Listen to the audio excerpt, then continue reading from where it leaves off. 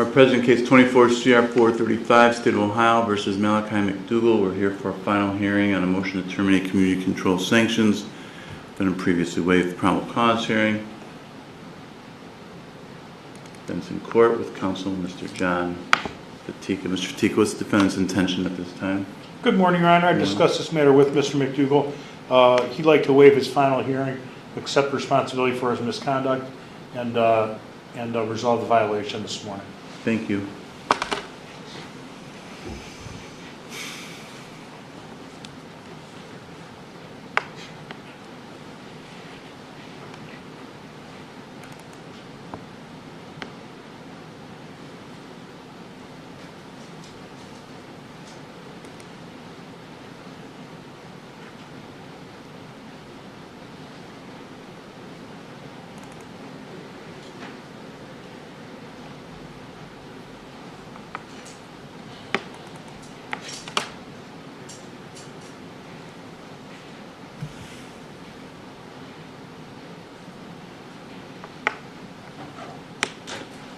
McDougal, you've been charged with violating the conditions of your community control sanctions. Specifically, it's alleged you violated Rule 8 on 2 separate occasions. Rule 8 prohibits you from using, possessing, or having under your control any controlled substance not prescribed to you by a licensed physician. And it's first alleged that on March 25th, you submitted a urine screen that tested positive for cocaine as well as fentanyl. And second violation is 2 weeks later, April 7th, 2026, where you submitted a urine screen that tested positive for amphetamine, cocaine, and marijuana, as well as fentanyl and methamphetamine. Now, you have the right to have a final hearing regarding this allegation. That's a hearing where the state would be required to prove the actual merits of what they're alleging with these two violations. You could have this hearing, but you can also waive the hearing and plead guilty to the violations. And your attorney has just indicated he believes that's what you want to do. Is that correct? Yes, sir.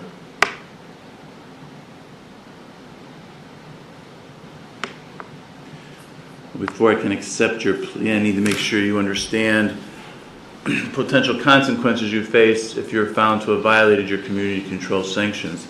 Excuse me. If in fact that did occur, the court could extend your probation up to 5 years. Could order more restrictive sanctions, including an order that you serve more time in jail, or I could terminate your probation and send you to prison.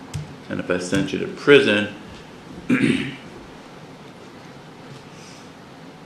would be 9, 12, 18, 24, 30, or 36 months. You understand all the potential consequences you face if you are found to have violated your community control sanctions? Yes, Your Honor. Well, having been so advised, what do you want to do at this time? Do you want to have the final hearing, or do you want to waive the hearing and plead guilty to the violations? Plead guilty. Very well, then, as to both of the Rule 8 violations, one for the sample submitted on March 25th and one for the sample submitted on April 7th, what is your plea to each of those two violations? Guilty. The court will accept your plea of guilty, find that you did violate your community control sanctions.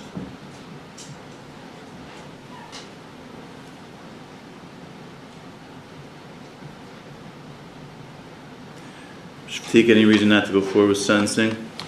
No, Your Honor. Anything you want to say on behalf of your client? Yes. While acknowledging that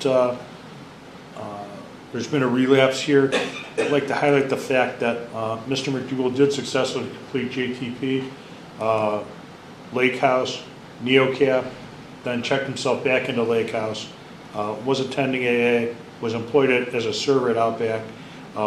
Again, we recognize that this is a relapse, but he has made a significant amount of effort with regard to his community control sanctions.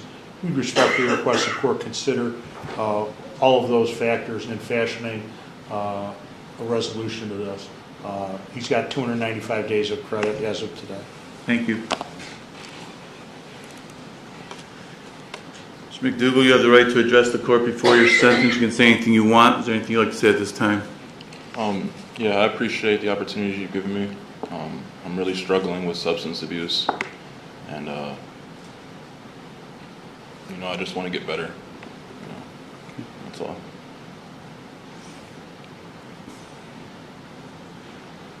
Tika, anything else on behalf of the defense? No, thank you, Your Honor.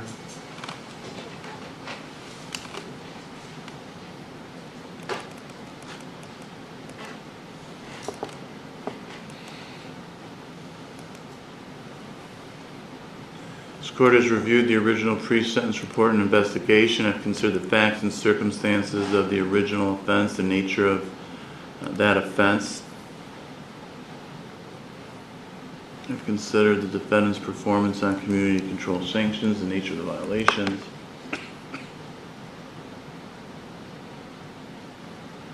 All this is considered by the court in light of the purposes and principles of felony sentencing set forth in 2911. As for the factors in 2912, I'm going to incorporate all the findings I made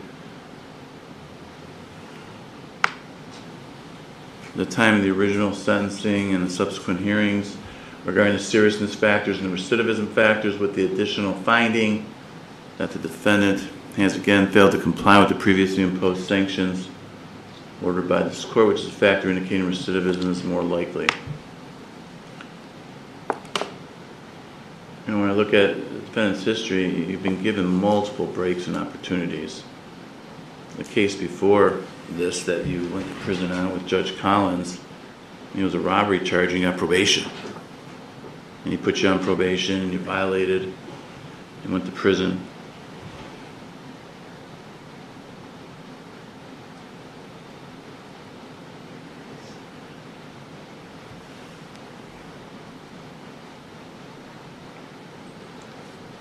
You got out, you're on PRC, committed this offense while you were on PRC. Despite that, state reduced it from an F1 to an F3, which is a huge reduction. And despite that, I gave you a shot at probation. And you violated. And even though I said you're getting one chance, I gave you another chance. And now we're here again. So, there's nothing more I can do here.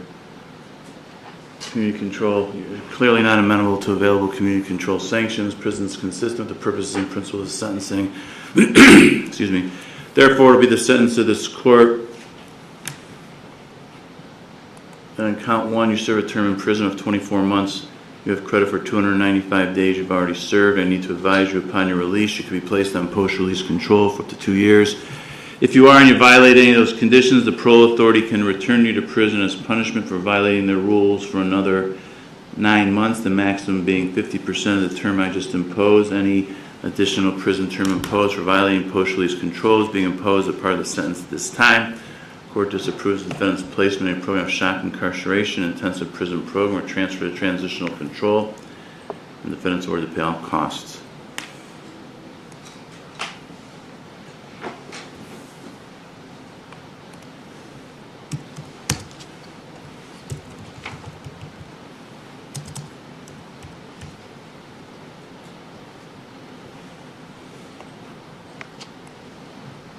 Mr. Fatigue, anything else? No, thank you, Your Honor.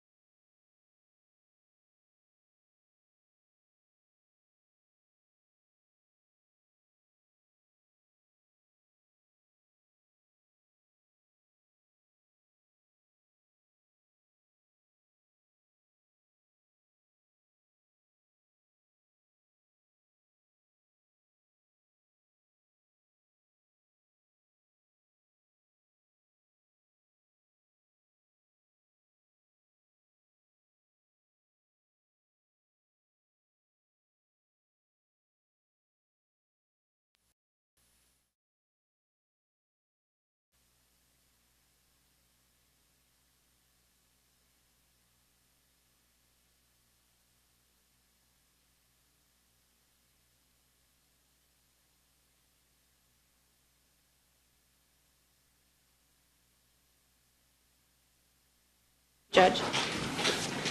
Before you this morning are two cases, Judge. The first of which is 26 CR 052, captioned State of Ohio versus Crystal A. Smith.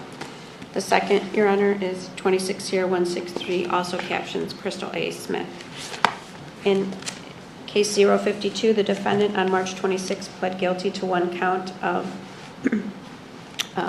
possession of drugs with a forfeiture specification. At the time, he ordered a pre-sentence investigation and drug and alcohol evaluation.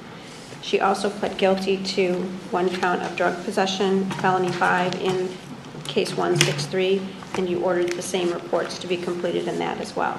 We are here today for purposes of sentence. The defendant is here with her attorney, Ms. Novotny, and as discussed in chambers with respect to credit, she has 35 days as to case 163 and 109 days as to case 052. Thank you. Ms. Novotny, any reason not to go forward with sentencing? We may proceed, Your Honor. Anything you want to say on behalf of your client? Yes, Your Honor. At this court, we'd like the court to consider community control for Ms. Smith. Specifically, Your Honor, our office has been in touch with Lake Geauga. They have placed her on a wait list if possible for the court to consider that. With Ms. Smith, Your Honor, she did relapse in this incident. She fell to her addiction and she was not taking care of herself. Specifically, Your Honor, in the 6-month period that she was out, she did lose 100 pounds, which is very alarming, but she understands that she's sick and tired of this lifestyle, Your Honor. She's informed me of that numerous of times. She does want to get the help that she needs. She does have a support system with her family. Ultimately, she understands at this point in time, she's not only hurting herself, but she's hurting her family and her friends, as well as her child as well. She knows that she needs, in order to be the supportive daughter, parent that she needs to be, that she needs to help herself before she can renew those relationships, and she does want to work on that, Your Honor. I know she's been struggling with trauma throughout her life, as well as the mental health diagnoses that she has experienced along the way, and she would like some sort of assistance with that as well. With that, Your Honor, she did receive her cosmetology license. She did go to some school and achieve some business courses in college.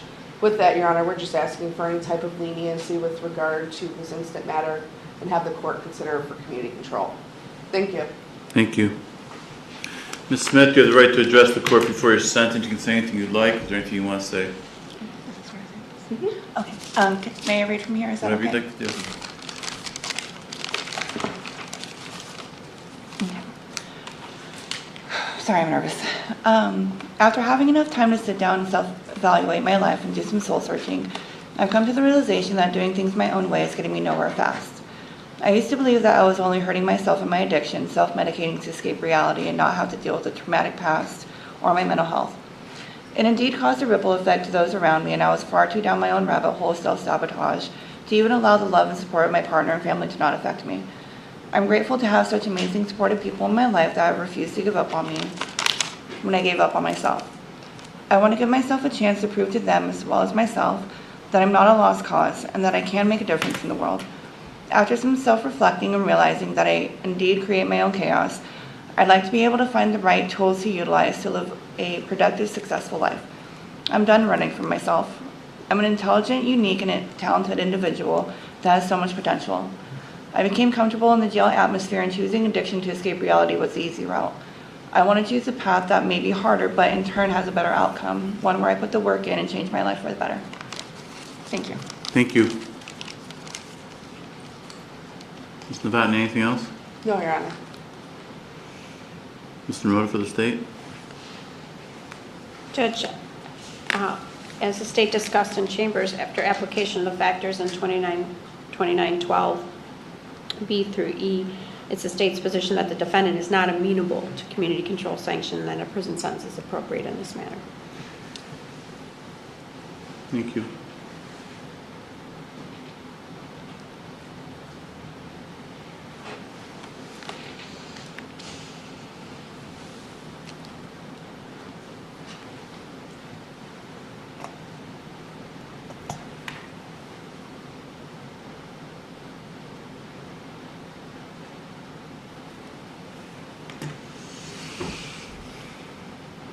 Kim, can I see you for 1 second?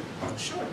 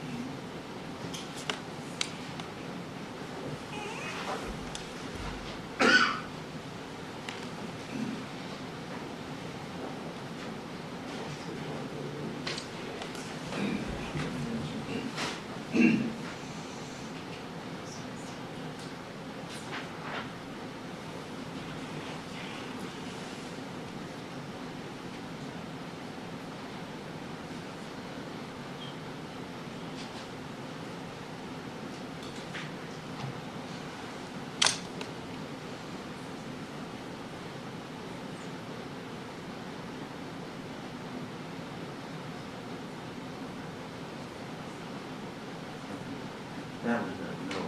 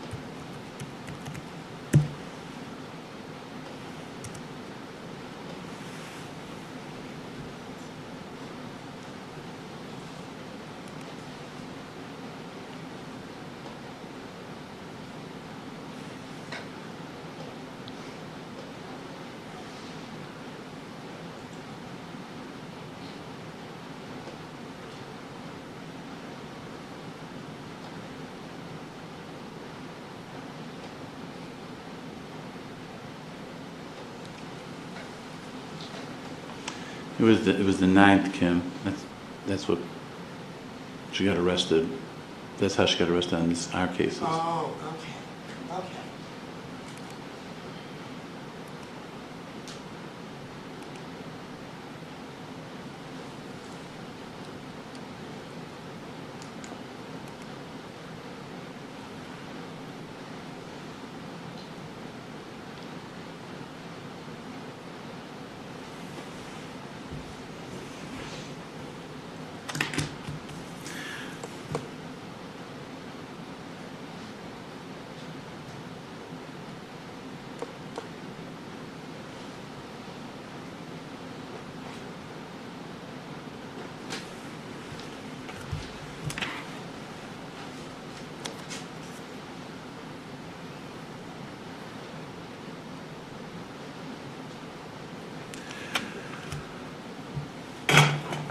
This court has reviewed the pre-sentence report investigation, the drug and alcohol evaluation. I've considered the facts and circumstances of the offenses in both cases, the nature of those offenses. I've also considered everything that's been said here in open court by the defendant, her lawyer, prosecutor, the recommendations. All this is considered in light of the purposes and principles of felony sentencing set forth in 29-2911. For the factors in 29-2912, nothing stands out factually indicating it's more or less serious. As for recidivism factors, almost all of these are present. The defendant has a lengthy, extensive criminal history going back, I think it's 17 years, 2009. She has served at least 3 prison sentences before, most recent having been released just in June of 25, and then this one was committed just 3 months later, 3.5 months later.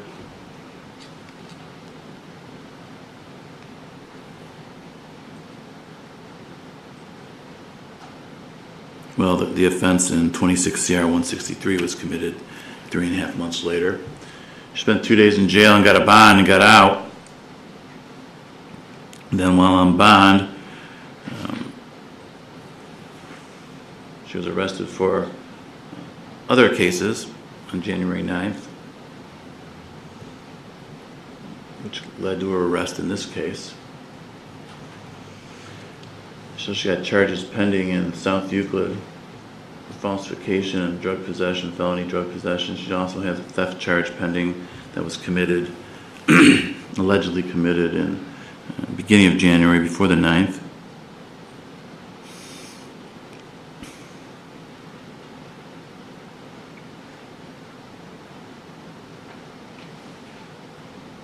She has failed to comply with previously imposed sanctions ordered by this court. She's not by this court, but by courts. She's been on probation multiple times, so she's been given multiple chances. She's been given multiple chances at treatment. You spent 3 years in prison, and within 3 months you're back, you're committing crimes. You've been given chances at treatment before, and you have violated multiple times, so you have failed to comply with previously imposed sanctions ordered by courts. There's obviously a drug abuse problem that relates to both offenses, and you haven't done anything to address it. You can put yourself in treatment. You can get help yourself. You don't need to be court ordered to get treatment. While you are in jail, there are multiple disciplinary infractions that you've committed.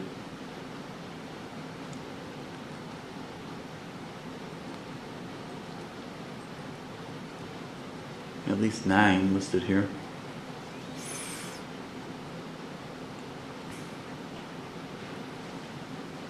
No factors indicate recidivism is less likely. Under 29-29-13b1, defendant has previously served a prison term.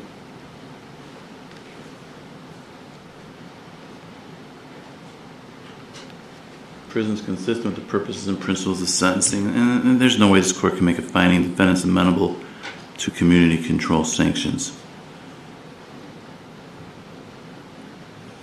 Therefore, it will be the sentence of this court.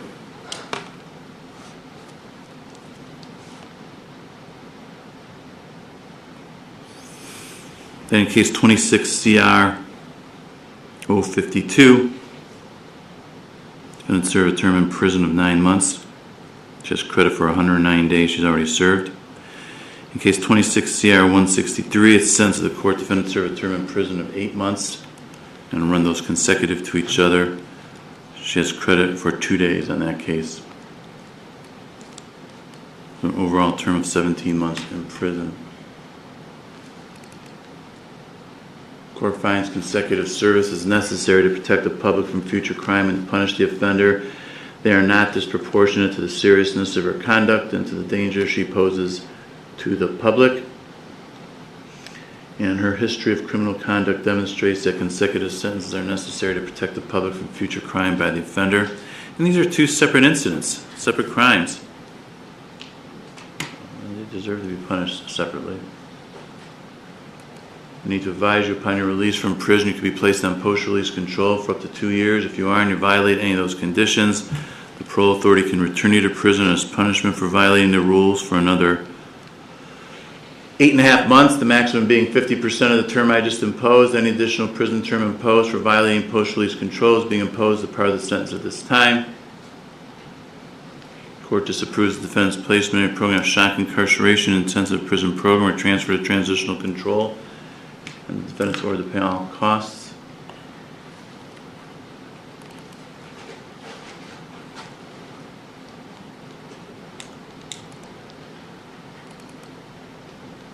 I'll order the forfeiture, the contraband, and instrumentality set forth in each of the forfeiture specifications in each case.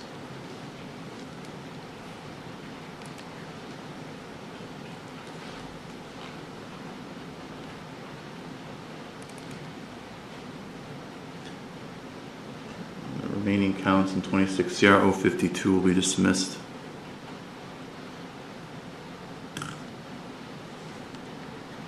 Any bond posted is released. Anything else for the record, Ms. Naroda? Nothing from the state, Your Honor. Ms. Novotny? No, Your Honor. All rise.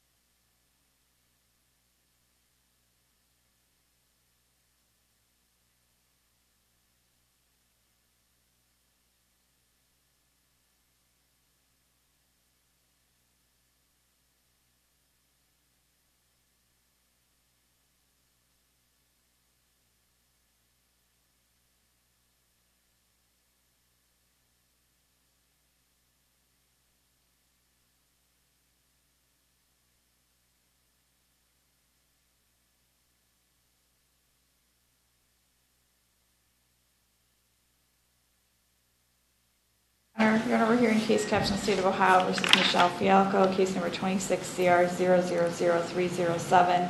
One count information was filed on April 16th alleging one count of aggravated possession of drugs, a felony of the 5th degree, in violation of revised code section 292511, with an accompanying forfeiture specification regarding contraband and instrumentalities pursuant to 2941.1417 and 2981.04. It is the state's understanding today that the defendant is going to waive her right to have this case presented to the grand jury and enter a plea of guilty. If that plea is forthcoming and the court accepts that plea, we'd ask that the case be referred for a pre-sentence report and investigation and drug and alcohol evaluation. Defendant is present today with her counsel, Mr. Chad Mulkey. Thank you. Smokey, does that sound accurate? It does, Your Honor. Thank you.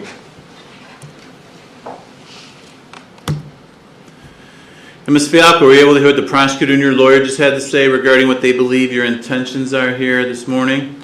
Yes, Your Honor. They indicated to the court they believe it's your desire to waive your right to have this case presented to a grand jury, and I'll explain in more detail here in a moment what that actually means. And then go ahead and plead guilty to the charging information, which I will also review with you to make sure you understand it. We would then continue the sentencing to get an evaluation completed, updated, come back on a future day.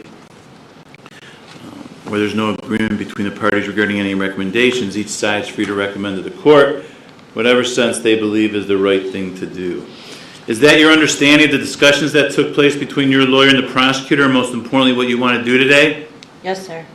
Well, before I can accept your plea, I need to make sure you understand everything going on here. I need to make sure you understand what it is you're charged with and pleading guilty to, the rights you have that you give up by pleading guilty, as well as all the possible penalties you face. So for me to determine all those issues, I'm going to ask you a series of questions.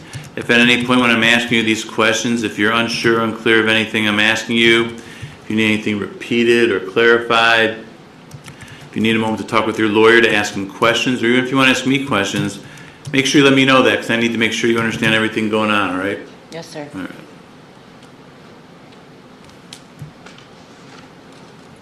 Well, let's get started then. How old are you? 44?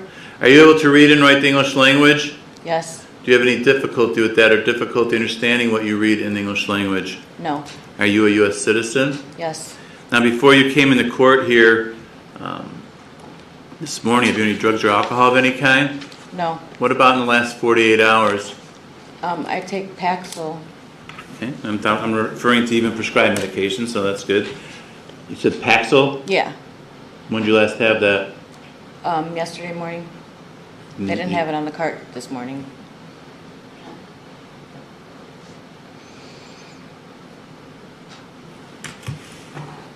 How often does that happen?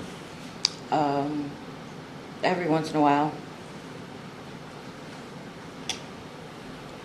A couple girls didn't get their medicine this morning because they didn't have it on there. Anything else that you've taken? No.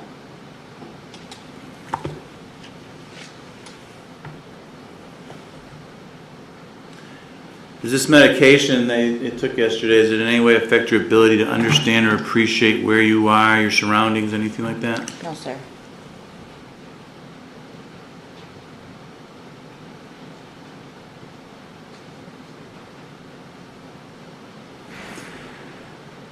Now, did you receive a copy of the information that was filed in this case? That's the document that sets forth the specific charge you're accused of committing. Did you get that? Yes. Did you have a chance to look that over? Yes.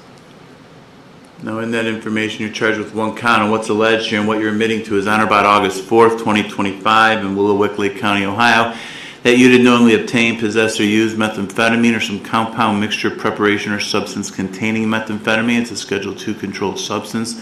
The amount involved did not equal or exceed the bulk amount. It was 0.26 grams, which makes the offense aggravated possession of drugs a felony of the 5th degree. Do you understand what you're charged with and pleading guilty to in regards to count one here? Yes, sir.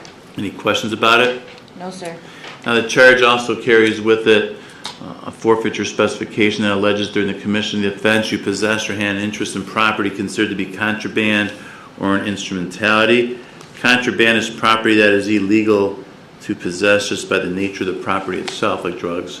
An instrumentality is some type of property that there may not be anything illegal about it, but it's being used in an illegal manner to facilitate a crime, and you can't possess it for that purpose. And here it's alleged there's the methamphetamine, pipes, glass container, some other controlled substances, THC residue, and blue and white tablets. The whole point of this is that you forfeit any ownership interest you have in that property that was seized. It doesn't increase any potential penalty you face, but it allows the state to dispose of the property at the end of the case. Any questions about that? No. Well, now, before I can accept your guilty plea, I need to make sure you understand all the rights you are giving up. And you first of all have the right to have this case presented to a grand jury. So that document I just read to you is called an information, and an information is a criminal charge brought by the prosecutor's office without this case having previously been reviewed or considered by a grand jury. Now, what a grand jury is, it's made up of a group of citizens here from Lake County that meets together in private for the purpose of evaluating evidence in cases to determine whether probable cause exists that someone committed a crime. Probable cause is defined as some evidence that would suggest a person probably committed a criminal offense. Everyone here in the state of Ohio accused of a felony has the right to have a grand jury independently review the evidence in a case and make a decision without the government being involved in that decision whether someone should be charged or not, and you have that right as well. But you can give up that right if you desire and go forward in the charge brought by the prosecutor and the information, and your attorney has indicated he believes that's what you want to do. Is that correct? Yes, sir. Well, before I can go any further, I need to have you acknowledge that here in open court in writing. And I have in my possession here a one-page document called a waiver of indictment, which sets forth what I just explained to you about the grand jury proceedings and that you want to give up that right. Before I can go any further, I need to be assured you understand that document, that you signed it here in open court. Now, my understanding is before I walked out here, you had a chance to review that document with your lawyer. Is that correct? Yes, sir. Mr. Mulkey, is that accurate? Did you read this over with Ms. Fialco, review it with her, answer her questions? Yes, Your Honor. Did she indicate an understanding of it to you when you did that? She did. Is that correct, Ms. Fialco? Yes, sir. So you understand what that document says? Yes, sir. Any questions for me about it? No. It also appears you signed the document. Did you sign it? Yes, sir. Mr. Mulkey, you witnessed that? I did. Ms. Linden, you too? Yes, Your Honor. Very well, then at this time the court will accept that waiver, and I'll make this document part of the record. At this point, Ms. Fialco, I'm going to review with you all the other rights you have that you are giving up by pleading guilty, and you first of all have a right to a trial. And a trial could be to me as a judge, where I listen to the evidence and I make the ultimate decision whether you're guilty or not guilty. But you also have a constitutional right to have a jury trial. And a jury trial would be in front of 12 citizens here from Lake County who would listen to all the evidence each side wanted to present. The jurors would consider and weigh all that evidence. Then the jurors would make the ultimate decision. And the ultimate decision reached by the jurors would have to be unanimous. That means all 12 jurors would have to agree together, one way or the other, whether you were guilty or not guilty. Do you understand that? Yes, I do, Your Honor.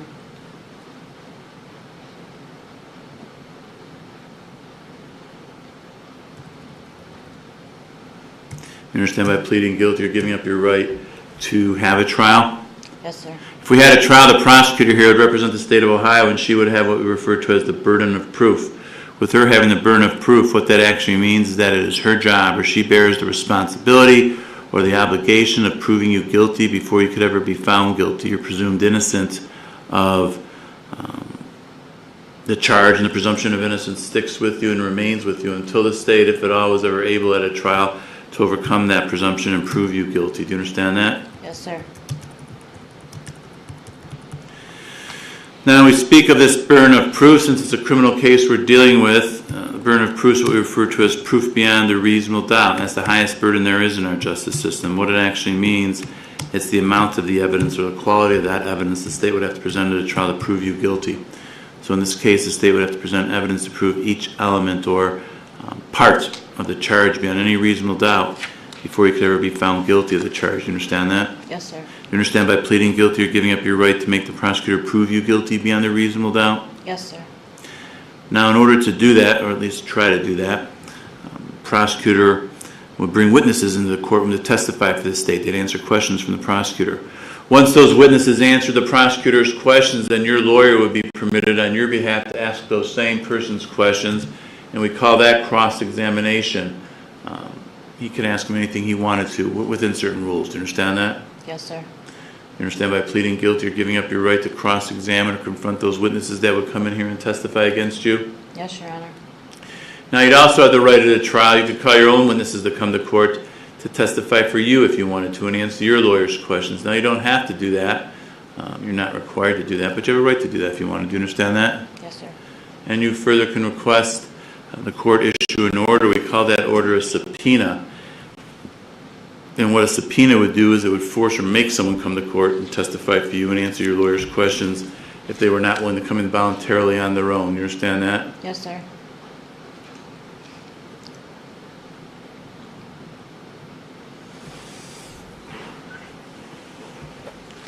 You understand you're giving up that right? Yes, sir. Now, you'd also have the right at a trial. You could choose to testify on your own behalf if you wanted to, but you do have a constitutional right not to testify if you don't want to. That's a decision or a choice that you would have to make. Do you understand that? Yes, sir. And since that's your choice, what that really means then is that nobody else could force you or make you. Nobody could compel you to get up on the stand and testify and answer questions if you didn't want to. I can't make you testify. But more importantly, the prosecutor is not allowed to call you as a witness and make you get up on the stand and answer her questions and testify. Your own lawyer can't make you testify if you didn't want to. Do you understand that? Yes, sir. Further understand that if you went to trial and you were found guilty, you would have the right to appeal or challenge that guilty finding to another court, a higher court that sits above me and reviews my decisions. By pleading guilty here today, you're giving up or waiving any right you have to appeal a guilty finding. This court will enter if your plea is accepted, as well as any other issues you could have raised or brought to my attention up to this time. You understand that? Yes, sir.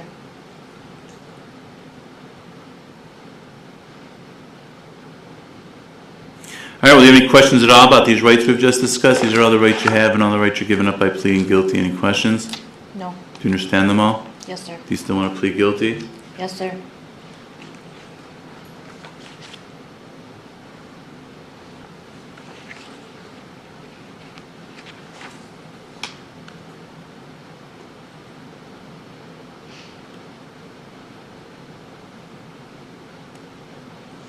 You understand a guilty plea is a complete admission of guilt. It means you're admitting to the facts being alleged Yes, sir. by the prosecutor. We're not going to argue you didn't do it or it's someone else's fault or anything like that. Do you understand that? Yes, sir. Further, as a result of pleading guilty, the effect of that plea is that you'll be found guilty by the court and then you will subsequently, on another day, be sentenced by the court. Do you understand that? Yes, sir. Now, as far as sentencing goes, you're pleading guilty to a felony of the 5th degree. This offense is punishable by a possible term in prison of a minimum of 6 months, a maximum of 12 months, or any whole number in that range of 6 to 12. Do you understand that? Yes, sir.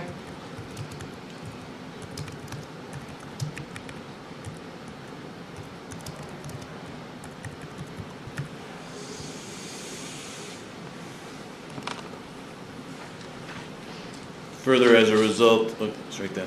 Are you currently on probation or parole to any other courts or agencies?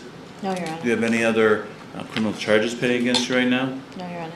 If a prison sentence is imposed upon your release from prison, you could be placed on what is called post-release control. It's sometimes called parole or PRC. It's a period of supervision you would be on after you completed the prison sentence. In this case, it could be up to 2 years. Do you understand that? Yes, sir. And if you were on post-release control and you ever violated any of the conditions of your supervision, the parole authority could send you back to prison as punishment for not following the rules for another 9 months for each violation you commit, up to an overall maximum of 50% or half of whatever the prison term was imposed by the court. Do you understand that? Yes, sir.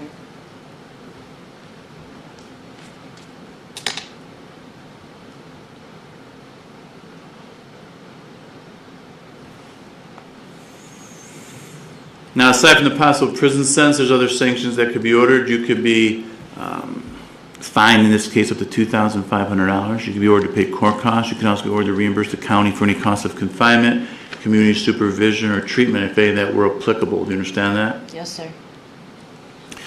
I could also suspend your driver's license for up to 5 years if I felt that was warranted. Do you understand that? Yes, sir. And as I indicated earlier, any right, title, or interest you have in the property in the forfeiture specification, that will be forfeited to the state of Ohio. Do you understand that? Yes, sir. Now, a few moments ago, I explained the possible prison sentence. I used the word possible, excuse me, because prison is not mandatory in this case. You are eligible for probation, or what is referred to as community control sanctions. Do you understand that? Yes, sir. Do you understand that just because you're eligible doesn't mean you automatically get probation? It means I'll consider that if that's what you're seeking. I'm going to look at all the information that gets presented, then I'll make the decision I believe is the right thing to do. Do you understand that? Yes, Your Honor. Now, if you are put on community control or probation, it could be for up to 5 years, and as the judge,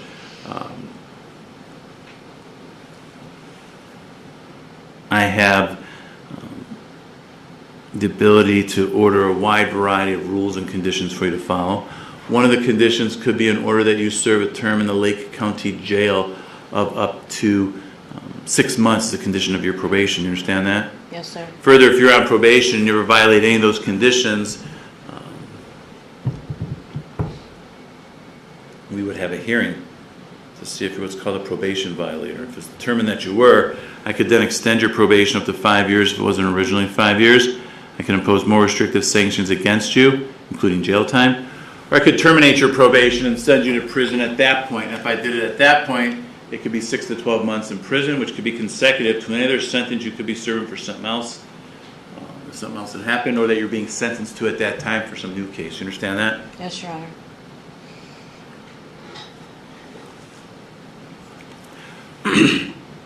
Lastly, when we do proceed to sentencing, you're going to have the right at that time to say anything you want. Anything you want me to know or consider.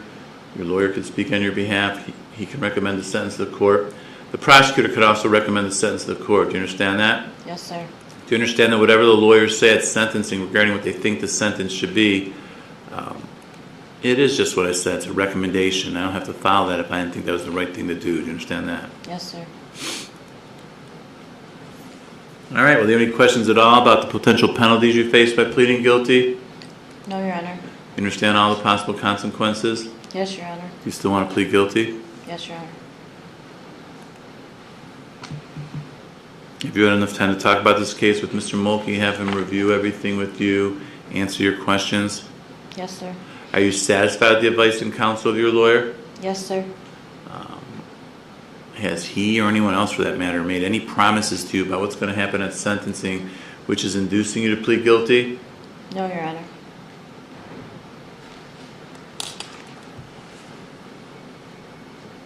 Have you been threatened or coerced in any way to plead guilty? No. Are you entering the guilty plea freely and voluntarily? Yes. All right, then, do you have any questions for me at this point regarding anything we've just talked about? The rights you're giving up, penalties you face, what you're pleading guilty to? Any questions at all? No, sir. Do you need any more time to talk with your lawyer before we go forward with your plea? No, sir. All right, then what's going to happen at this point, the prosecutor here is going to explain for me what she believes the evidence would show if we had a trial. I want you to listen to her because I'll have some follow-up questions for you, all right? Yes, sir. Ms. Linden? Thank you, Your Honor. Your Honor, had we proceeded to trial, the state would have submitted evidence to show beyond a reasonable doubt all those elements that are set forth in count one, as well as the forfeiture specification. This was the result of an incident on August 4th of 2025 where the Willowwood Police Department was called to Savers in their city because the defendant had been sleeping in front of the store near the entrance, and there was a call from one of the employees. The defendant was found to have 2 active warrants at that point in time. She was placed into custody and ended up having items in her possession that were contraband and instrumentalities as set forth in the forfeiture specification, and those included the methamphetamine, the pipes, and then later she was also determined to have a glass container, the 4-acetoxy and the N-dimethyltryptamine, which is acetylpsilocybin, THC residue, and blue and white tablets. Thank you. Ms. Falco, were you able to hear what the prosecutor just had to say regarding what she believes the evidence would show if we did have a trial? Yes, sir. What, if anything, do you have to say about those facts as she presented them? Are they true? Did you do what she said? Yes, sir. Very well, then, regarding count one, charging with aggravated possession of drugs, a felony of the 5th degree with the forfeiture specification. What is your plea to that? Guilty.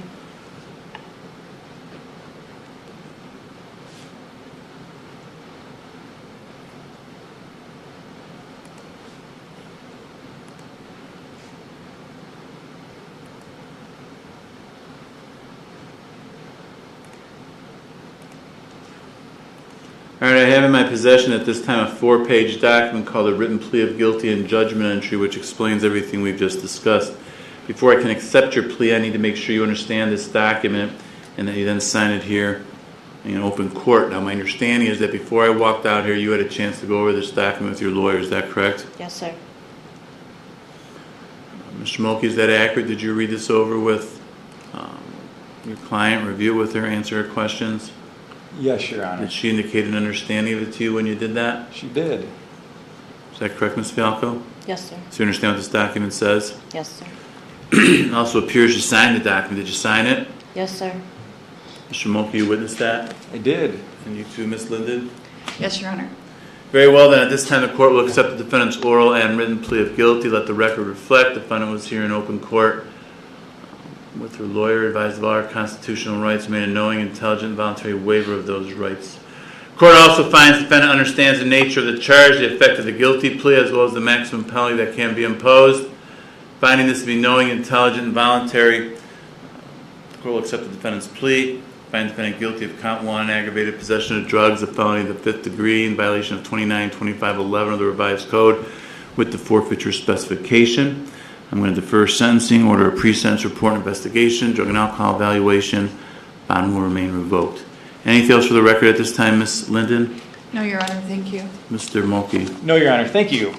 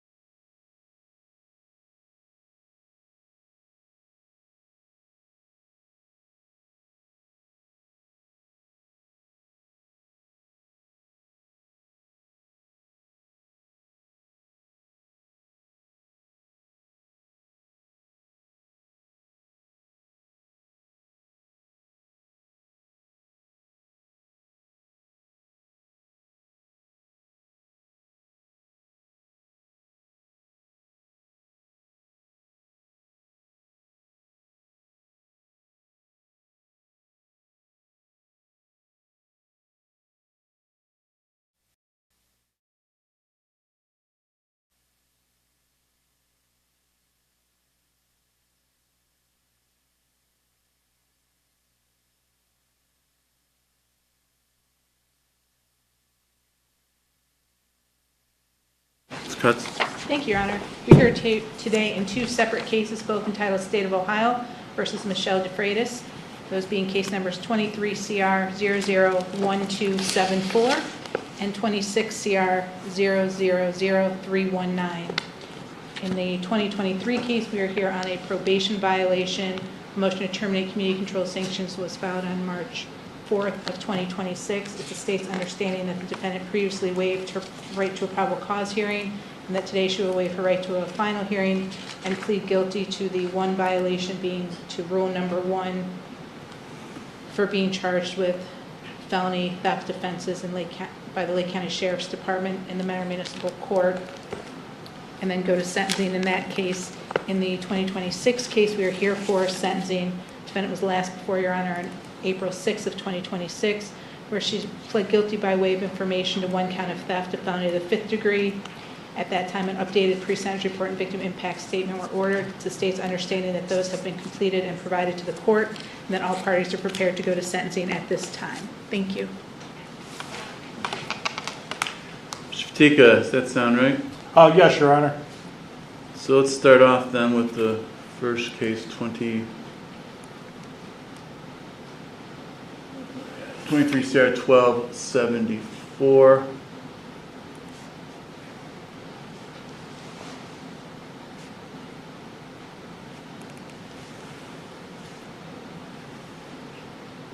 Mr. Freitas, you've been charged with violating the conditions of your community control sanctions in that case. Specifically, it's alleged you violated Rule 1, which requires you to obey all local, state, and federal laws. And on February 26th of this year, you were charged with 2 counts of theft. You pled guilty. Hang on a second.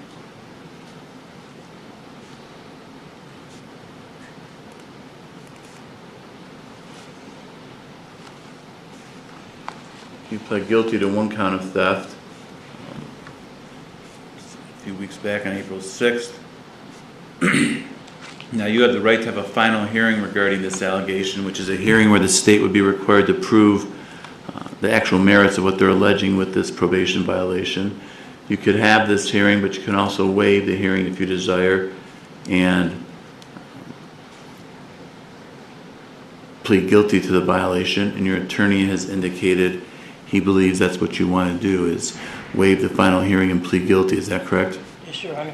Well, before I can go any further, I need to make sure you understand the potential consequences you face if you are found to have violated your community control sanctions. If in fact that did occur, the court could keep you on probation. I could extend it up to 5 years. It was currently 3 years, so I could extend it another 2 years. I could impose more restrictive sanctions against you, including an order that you serve more time in jail, or I could terminate and end your probation and send you to prison. If I did that, it could be 6 to 12 months, and that could be consecutive to any prison sentence that may get imposed in the new case. Do you understand the potential penalties you face if you are found to have violated your community control sanctions? Yes, Your Honor. Well, having been so advised, what do you want to do at this time? Do you want to have the final hearing, or do you want to waive that hearing and plead guilty to the violation? Waive it. Plead guilty. Very well then, as to the allegation that you violated your community control sanctions by having committed a new offense while on probation, what is your plea to that? Guilty. All right, the court will accept your plea of guilty, find that you did violate your community control sanctions. Give me 1 second, please.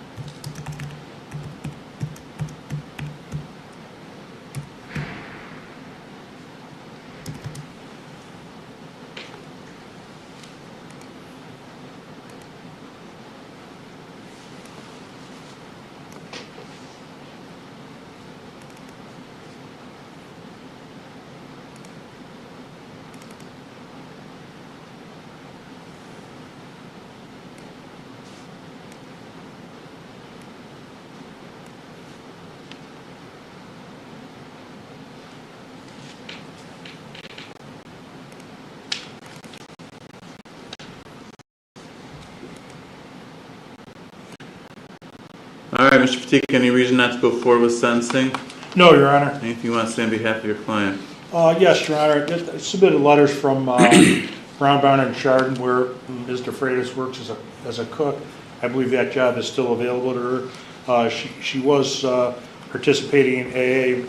We had a couple letters from her colleagues in AA. Yes, the court could consider that in fashioning a resolution to this probation violation. Thank you. Thank you.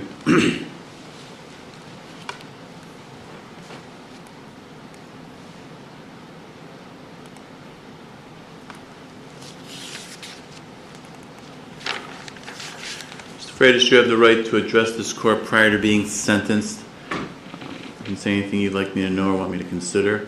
We're sentencing you on both cases here, so anything you want to say on both cases, you have the opportunity to do that right now. Is there anything you'd like to say? Yes, very sorry, sir. This happened in 2023, and I tried to fix everything, and I guess I overlooked it, and another charge went through, and I've been sober since June 19th, 2023. I'm working on trying to get my life and moving it forward, and I thought I was doing a good job. Apparently, I missed. But Apparently you what? I made a mistake. You didn't make a mistake. You committed a crime. You did the exact same thing that you did the first time. Now you're denying that now. You're saying that you didn't know you did that. But you pled guilty to it. And you told the police, the detective, when you were interviewed, that you did it. That you entered that information. And the auto charge wasn't even applicable at that time when you did it. You had to manually put those numbers in. You did that. You admitted to that to the detectives. Now when you came to the probation department, you denied it. You denied doing anything wrong. Well, that's not a crime. You think we're idiots. And we're just gullible. We can believe what you're going to say. That's a bunch of crap. Now, you can stick to that story if you want. That's fine. But it's not credible, it's not believable, and it's not true.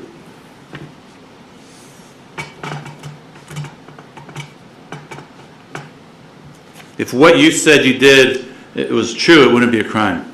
But you came in and pled guilty, and I told you if you plead guilty, we're not going to argue later that you didn't do it, that you didn't commit this offense. That's a mistake. You did the exact same thing in this new case that you did the first time. Because not only do you think that we're idiots, you must think Mr. Zappatelli is an idiot as well. And you're just smarter than everybody. Is there anything else you want to say at this time? I'm very sorry, Your Honor. Mr. Fatik, anything else? Yes, Your Honor. As to the newer case, just highlight the fact that while acknowledging that Ms. DeFreitas does have a criminal history, prior prison for which she was released in 2008, no history of violence. She understands if she's given the opportunity, she's going to be responsible for restitution in both of these cases, 53 years old. And on the new case, she pled by way of information. Thank you.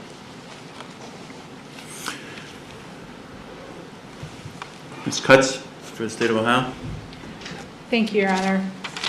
In the new case, well, kind of both cases, but in the new case, Mr. Freitas used account information from a prior employer, Mr. Anthony Zappatelli, to pay her property taxes on 2 different dates. In 2025, February and June of 2025. According to the detective, the information he received, there was no auto pay, it wasn't set up. The information may have been available for her to see, but she would have had to input it in to actually use the account to pay for it. It came to a total of $2,469.84 between the two. Based on the timing of locating it, Chase Bank did give one of the payments back to Mr. Zappatelli. He is still out $1,434.92, and Chase Bank is at a loss of $1,034.92. But her taxes are paid in full, correct?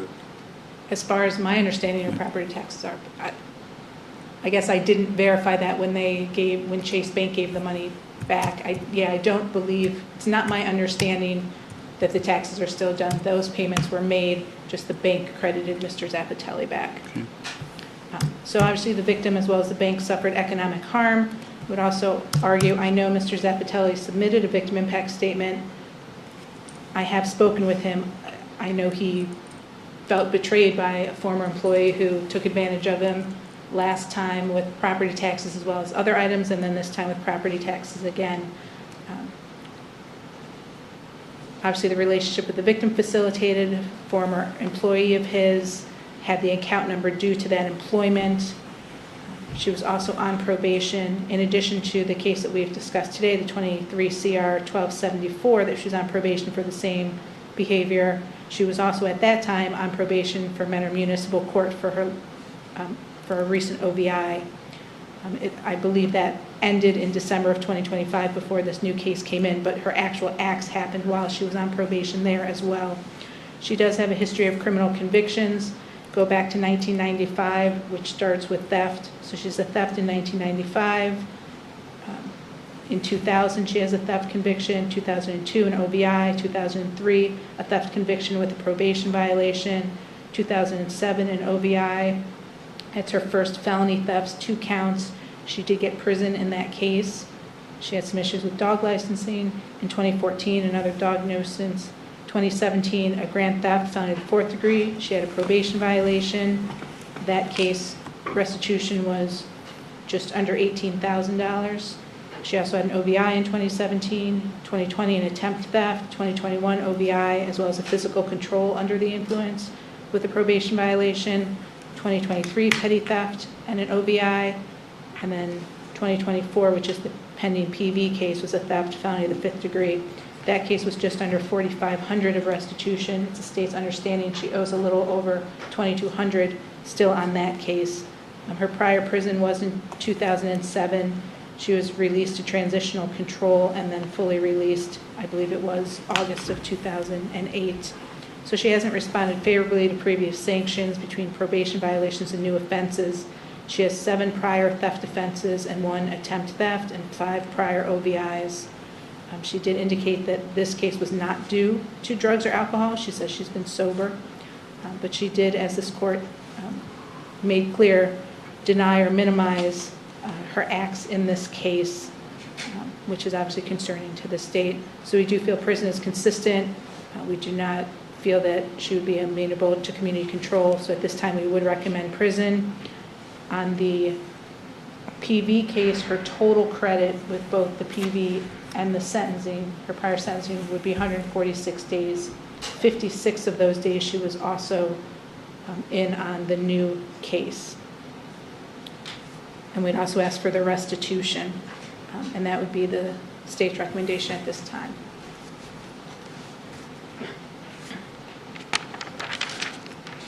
Amanda, was there any restitution paid in the first case? There was. She paid a total of $2,250. She owes an outstanding balance of $2,233.31, Your Honor. Thank you.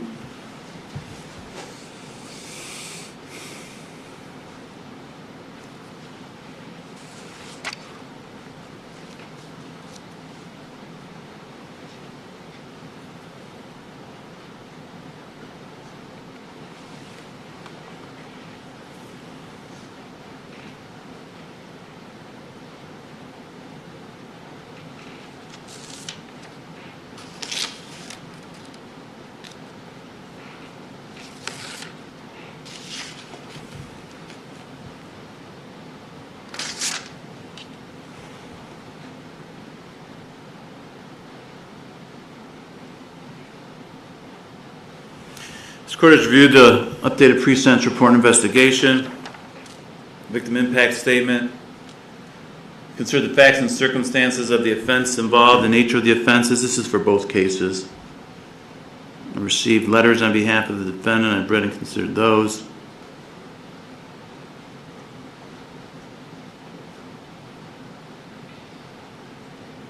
Consider the facts and circumstances of the offenses in both cases. Defendant's performance on probation, the nature of the violation. And everything that's been said here today, all this is considered in light of the purposes and principles of felony sentencing set forth in 2911 of the revised code.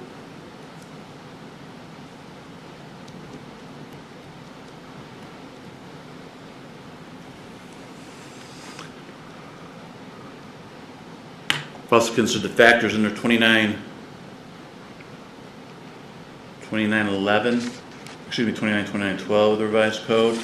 As for case 23 CR 1274, I'll incorporate all the findings I made at the original sentencing regarding the seriousness factors.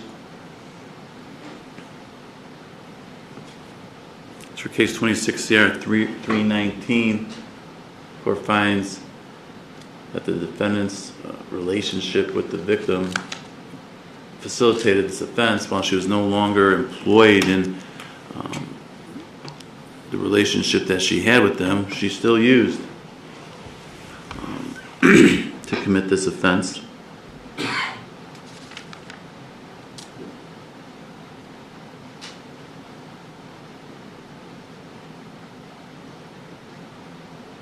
And what makes it more serious, even though it's also a recidivism factor, is the fact that she previously stole from this victim, got a break, and was put on probation for that, and stole from the same victim, doing the same exact thing. And while she paid him some restitution, she stole more from him.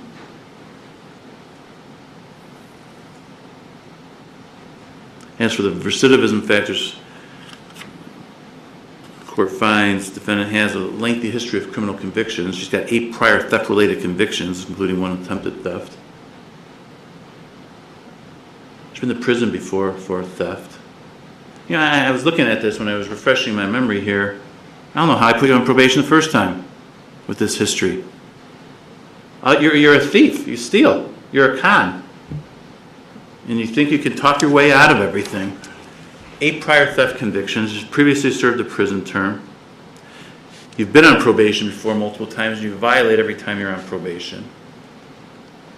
You failed to comply with previously imposed sanctions ordered by courts. There's no remorse. You completely denied the probation that you even committed this offense.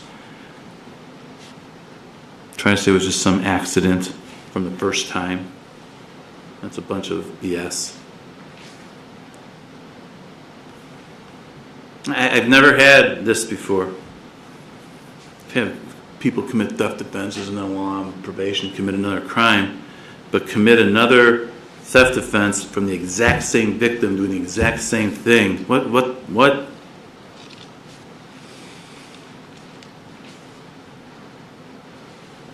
nerve, what guts you have.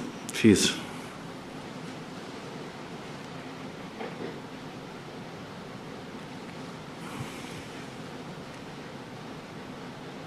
Committed the offense in 26 CR 319, again, while she was on community control to this court and while she was on probation in Mentor Municipal Court. No factors indicate recidivism is less likely.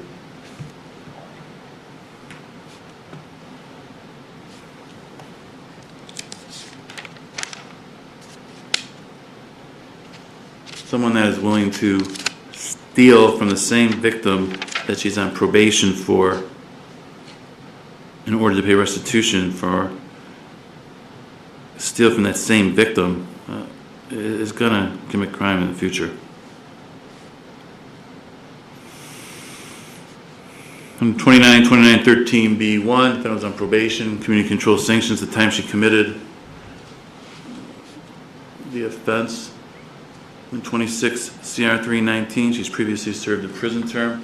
Prison's consistent with the purposes and principles of sentencing, and you're not amenable to community control sanctions. You commit felonies and steal while you're on probation. In either case.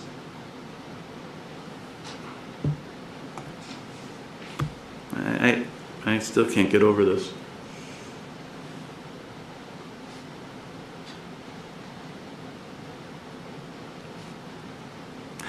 Therefore, to be the sentence of this court, in case 23 CR 1274,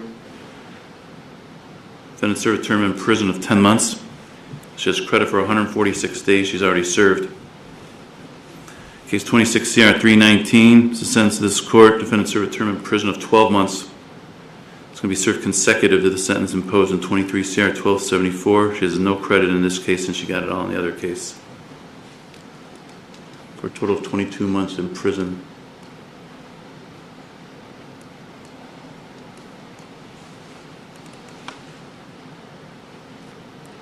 Court finds consecutive service between these two cases is necessary to protect the public from future crime and to punish the offender.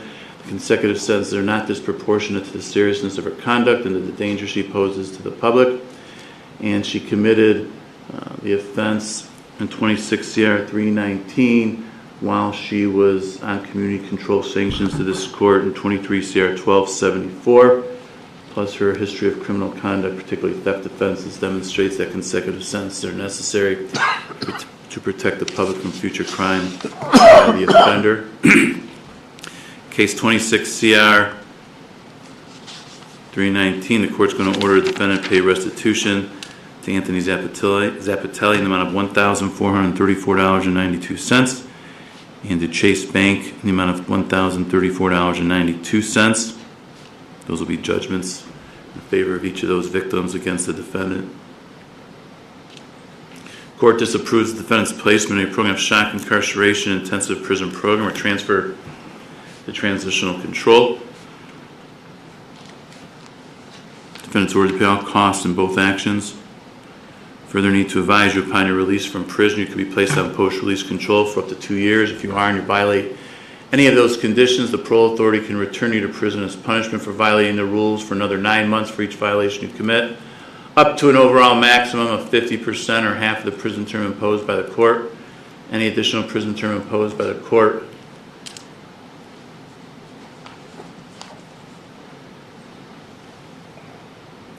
any additional prison term imposed by the parole authority is being imposed as a part of this sentence by this court.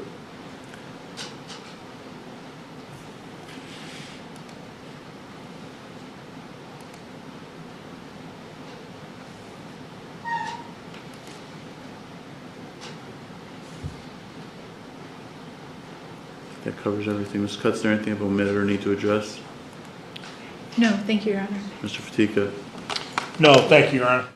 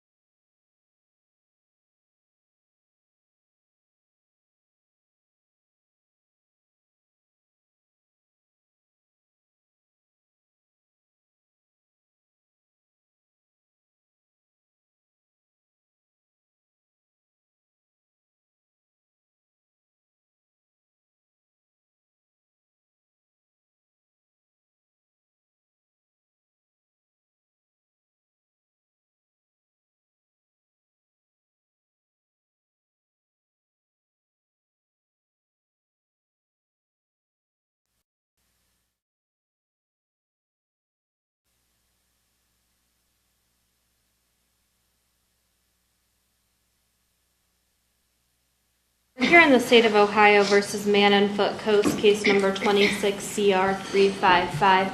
The defendant is present with counsel Nicolette Tomasic. A one-count information was filed in this case on April 15th, 2026.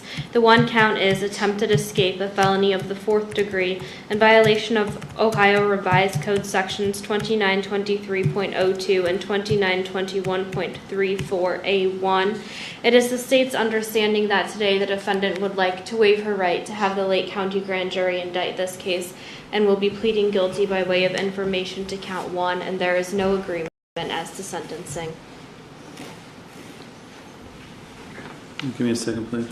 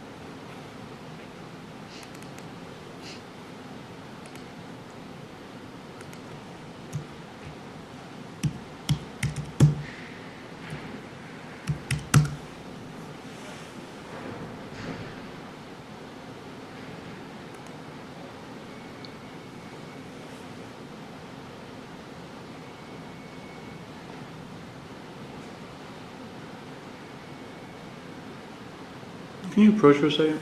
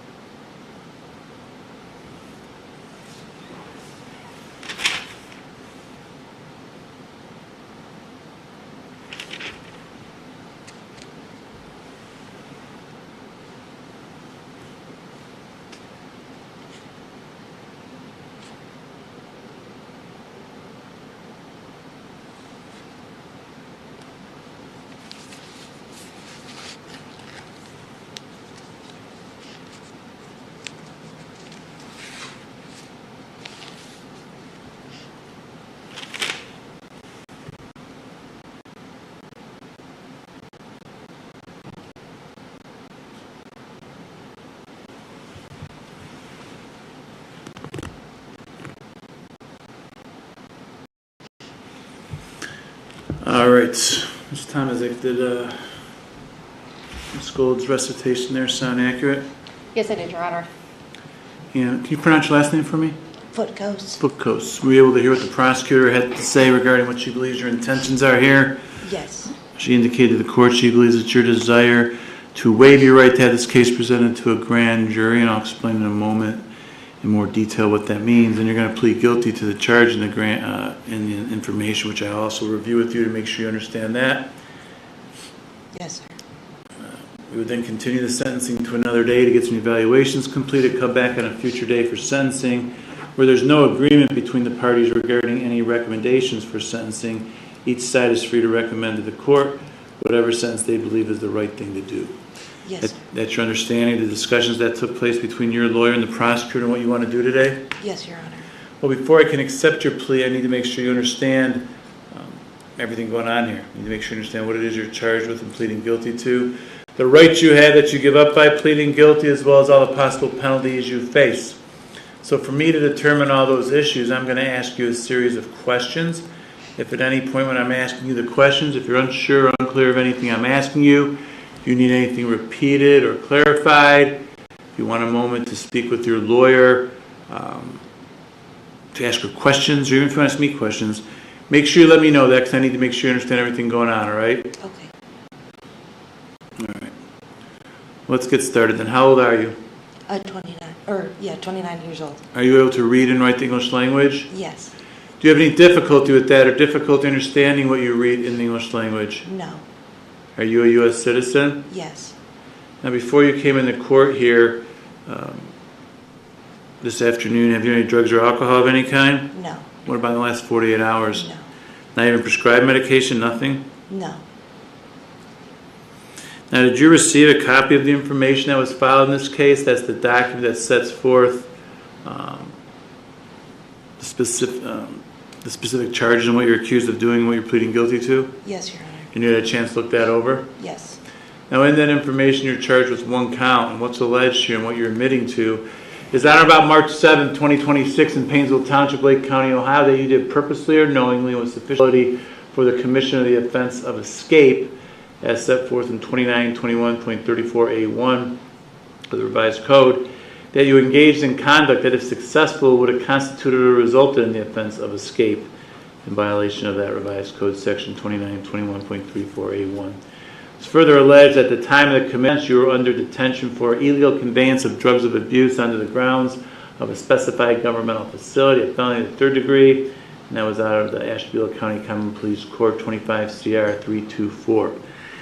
That conduct constitutes the offense of attempted escape. It's a felony of the fourth degree. Do you understand what you're guilty to in regards to count one here? Yes, Your Honor. Any questions for me about it? No.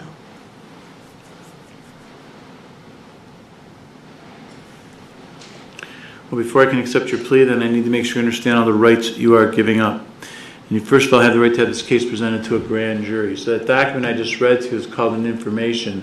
And an information is a criminal charge that's brought by the prosecutor without the case having previously been considered or reviewed by a grand jury.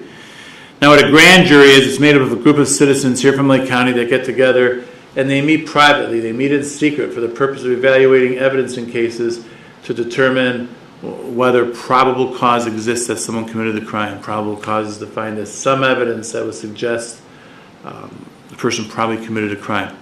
Everyone here in the state of Ohio who's accused of a felony has the right to have a grand jury independently review the evidence in a case and make a decision without the government being involved in that decision whether someone should be charged or not.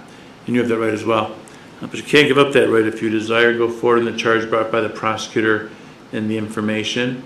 And as been indicated here, your attorney believes that's what you want to do. Is that correct? Correct.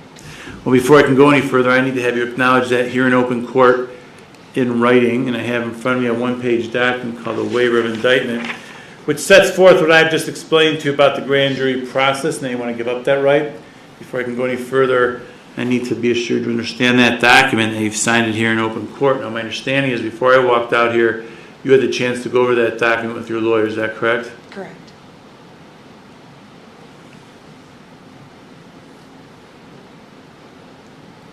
Ms. Tomaszek, is that accurate? Did you review this and read it over with your client and answer all our questions? Yes, Your Honor. Did she indicate an understanding of it to you when she did that? She did, Your Honor. Is that correct? Yes, Your Honor. Do you understand what the document says? Yes, Your Honor. Do you have any questions for me about it? No. It also appears you signed the document. Did you sign it? Yes, I did. Can you witness that, Ms. Tomasic? Yes, Your Honor. And Ms. Gold? Yes, Your Honor. Very well, then at this time I will make that part of the record for this case.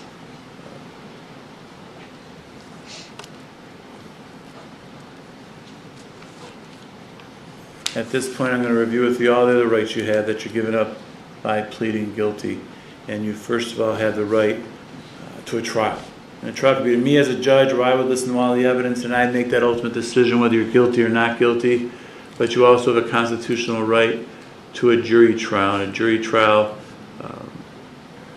would be before 12 citizens here from Lake County who would listen to all the evidence each side wanted to present. The jurors would consider and weigh all that evidence, and the jurors would make that ultimate decision. And that ultimate decision reached by the jurors would have to be unanimous. Unanimous means all 12 of them would have to agree together, one way or the other, whether you're guilty or not guilty of this charge. You understand that? Yes, I do. You understand by pleading guilty you're giving up your right to have a trial in this case? Yes, Your Honor. Now, if we did have a trial, the prosecutor here would represent the state of Ohio, and she would have what we refer to as the burden of proof. By having the burden of proof, what that means is that it is her job, or she bears the responsibility or the obligation of proving you guilty before you could ever be found guilty. You're presumed innocent of the charge, and the presumption of innocence sticks with you and remains with you until the state, if at all, was ever able at a trial to overcome that presumption and prove you guilty. Do you understand that? Yes, I do.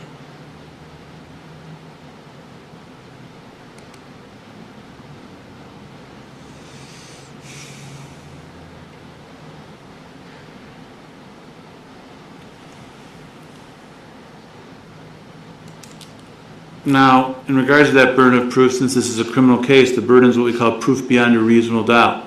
That's the highest burden there is in our justice system. What it actually means, it's the amount of the evidence and the quality of that evidence the state would have to present at a trial to prove you guilty.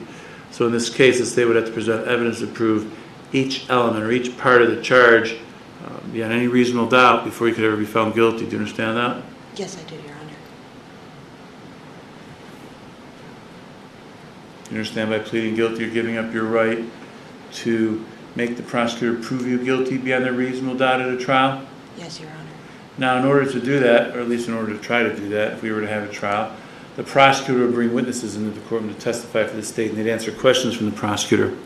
Once those witnesses answered the prosecutor's questions, then your lawyer would have the right on your behalf to ask those same person's questions. We call that cross-examination. She could ask them anything she wanted to within certain rules. Do you understand that? Yes, Your Honor. You understand by pleading guilty, you're giving up your right to cross-examine or confront those witnesses that would come in here and testify against you? Yes, Your Honor. Now, you also have the right, you can call your own witnesses to come to court to testify for you if you wanted to and answer your lawyer's questions. Now, you don't have to do that. You're not required to do that. But you have the right to do that if you wanted. Do you understand that? Yes, Your Honor.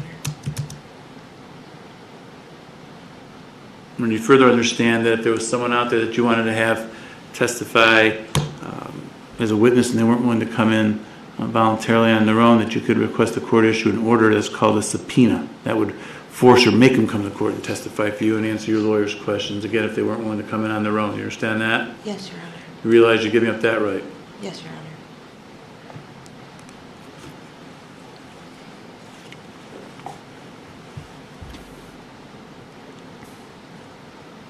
Now, you also have the right at a trial. You could choose to testify on your own behalf if you wanted to, but you do have a constitutional right not to testify if you don't want to. That's a decision or a choice that you would have to make. Do you understand that? Yes, Your Honor.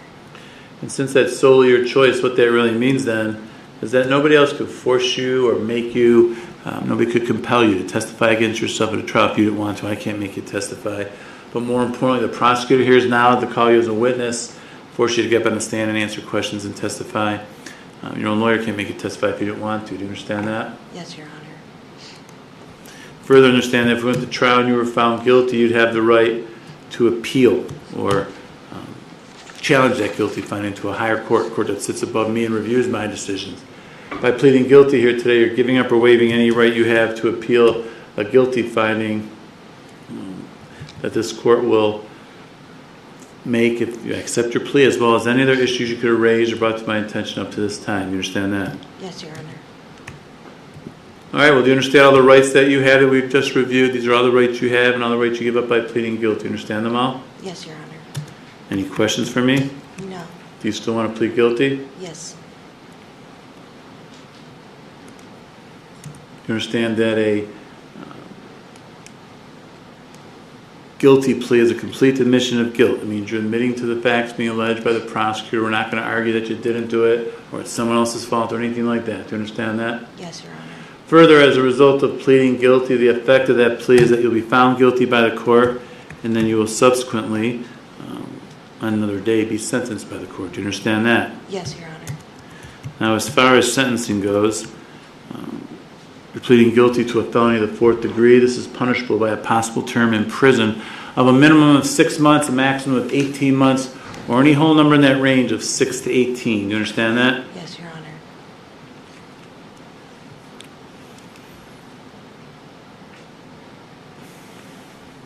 Now, you're currently on probation or parole to any other courts or agencies? Ashtabula County. And that's the same case that this stems from? Yes, sir. Anywhere else? No. I need to advise you that there can be consequences in Ashtabula County as a result of committing a new offense while on probation. They could charge you as a probation violator, and there may be consequences there. Nothing I can do about it or will do about it, but there may be there. You understand that? Yes. Do you have any other charges pending against you? No.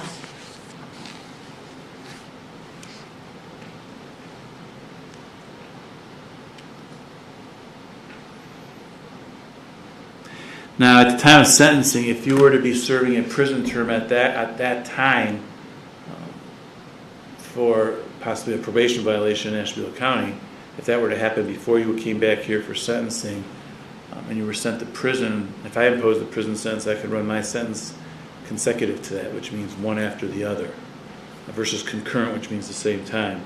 Consecutive means you serve that sentence, finish it, then serve this one. But that can only happen if you've already been sentenced to prison.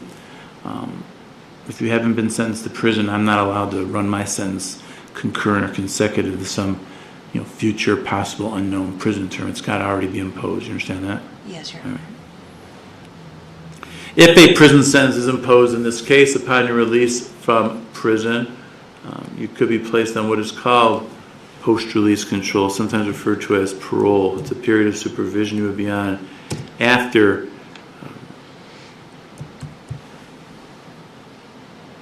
you serve the prison term, and in this particular case it could be up to 2 years. Do you understand that? Yes, Your Honor. And if you were on post-release control and you were violated any of the conditions of your supervision, the parole authority could send you back to prison as punishment for violating their rules for another 9 months for each violation you commit, up to an overall maximum of 50%. Or half of whatever the prison term was imposed by the court. Do you understand that? Yes, Your Honor.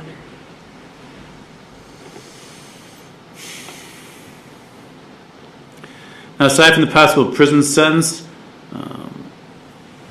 there's other sanctions that can be. Hang on one second.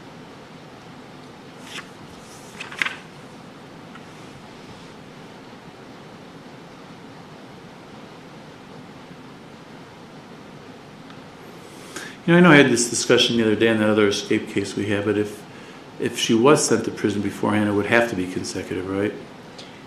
Or is that not? Your Honor, because she's pleading to an attempt. Oh, you're right. Never mind. Thank you. Okay. Thank you.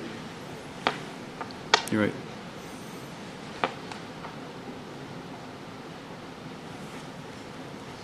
All right, so now in regards to the other sanctions, this is a felony of the 4th degree, so I can fine you up to, what would they be, $5,000. I could order that you pay court costs. I can also order that you reimburse the county for any cost of confinement, community supervision, or treatment, if any that were applicable. Do you understand that? Yes, Your Honor. All right. Now, a few moments ago, I explained the possible prison term. I said possible because prison's not mandatory with this charge. You are eligible for probation, or what we refer to as community control sanctions. Do you understand that? Yes, Your Honor. Do you understand that just because you're eligible doesn't mean you'll automatically get or be put on probation? It means I'll consider that if that's what you're asking for. I'm going to look at all the information that gets presented. Then I'll make the decision I think is the right thing to do. Do you understand that? Yes, Your Honor.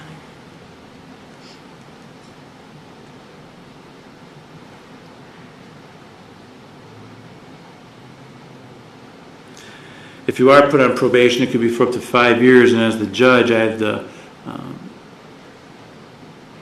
discretion to order a wide variety of rules or conditions for you to follow. One of those conditions could be an order that you serve a term in the Lake County Jail of up to 6 months as a condition of your probation. You understand that? Yes, Your Honor.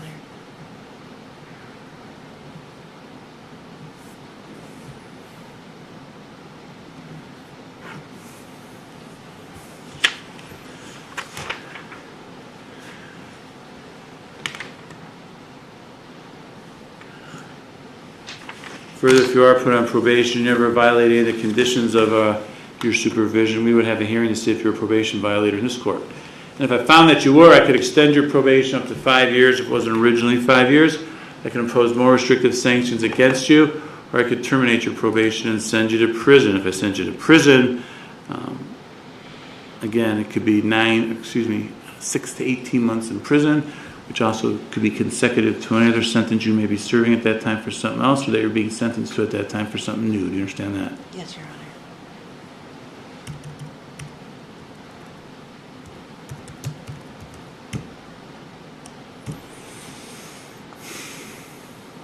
Lastly, when we do come back here for sentencing, you'll have the right on that day to say anything you want.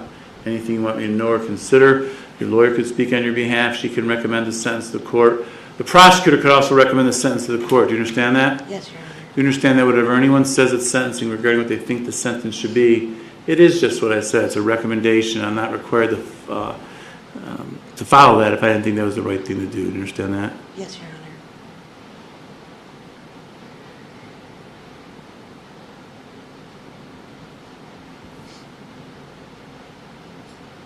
All right, well, do you have any questions at all about the potential penalties you face by pleading guilty? No, Your Honor. You understand all the possible consequences? Yes, Your Honor. Do you still want to plead guilty? Yes. Have you had enough time to discuss this case with your lawyer and have her review the report with you, discuss the issues, and answer whatever questions you may have? Yes, Your Honor. Are you satisfied with the advice and counsel of your lawyer? Yes, Your Honor. Has she or anyone else made any promises to you about what's going to happen at sentencing, which is inducing you to plead guilty? No, Your Honor. Have you been threatened or coerced in any way to plead guilty? No.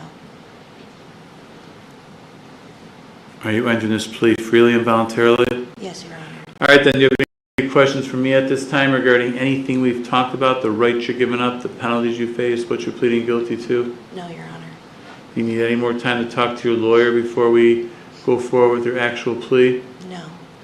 All right, then what's going to happen at this point? The prosecutor here is going to explain for me what she believes the evidence would show if we had a trial. I want you to listen to her and what she says, because then I'll have some questions for you, all right? Okay. Ms. Gold? Thank you, Your Honor. The facts would show that on March 7th, 2026, at NeoCap in Painesville Township, Lake County, Ohio, the defendant purposely or knowingly and with sufficient culpability for commission of the offense escape or violation of Section 2921.34A1 engaged in conduct that, if successful, would constitute escape, being that the defendant pulled the fire alarm at NeoCap, which would unlock the doors so that she could then exit NeoCap. At the time of the commission of this offense, the defendant was under detention for illegal conveyance of drugs of abuse onto the grounds of a specified governmental facility, a felony of the third degree in the Ashtabula County Court of Common Pleas, case 25 CR 324. Did she leave after that? She did leave, Your Honor. She exited and was caught shortly down the road from NeoCap. So then why is it an attempt? Or just what you pled? That's what you worked out? Yes, Your Honor, as part of the info offer. So she actually escaped? Yes, Your Honor, she did.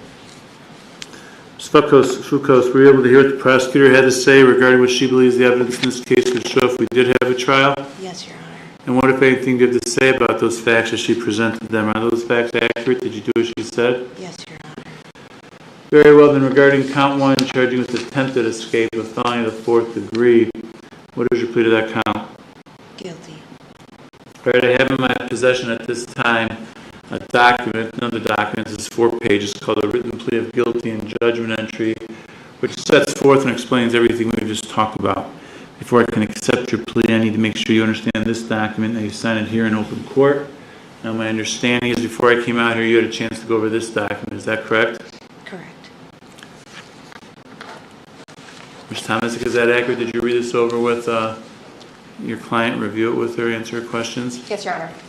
Did she indicate an understanding of it to you when you did that? She did, Your Honor. Is that correct, Ms. Fakos? Yes, Your Honor. So you understand what this document says? Yes, Your Honor. Any questions from me about it? No. Now, it also appears that you signed this document. Did you sign it? Yes, Your Honor. And did you witness that, Ms. Tomazik? I did, Your Honor. Ms. Gold, you too? Yes, Your Honor. Very well then.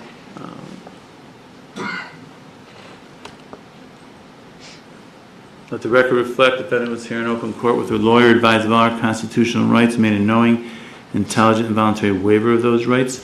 Court also finds the defendant understands the nature of the charge, the effect of the guilty plea, as well as the maximum penalty that can be imposed.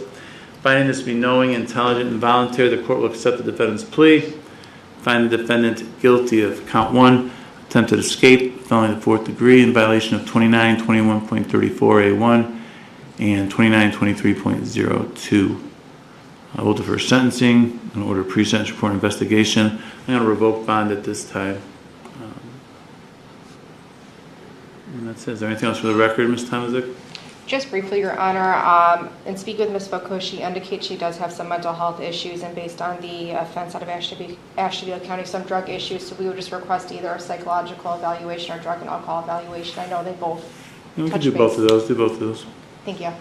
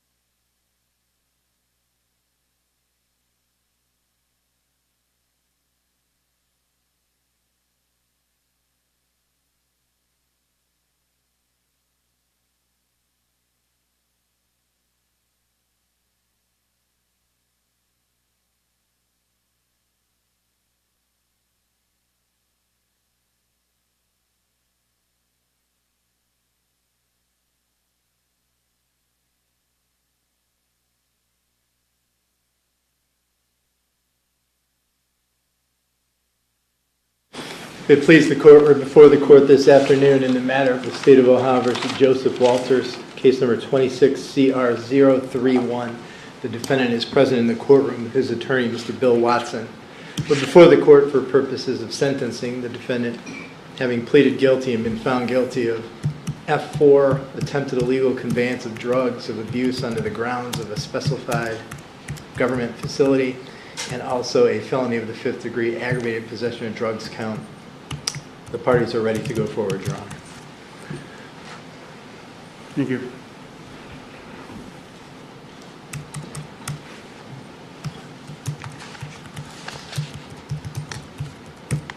Mr. Watson, any reason not to go forward with sentencing? No, Your Honor.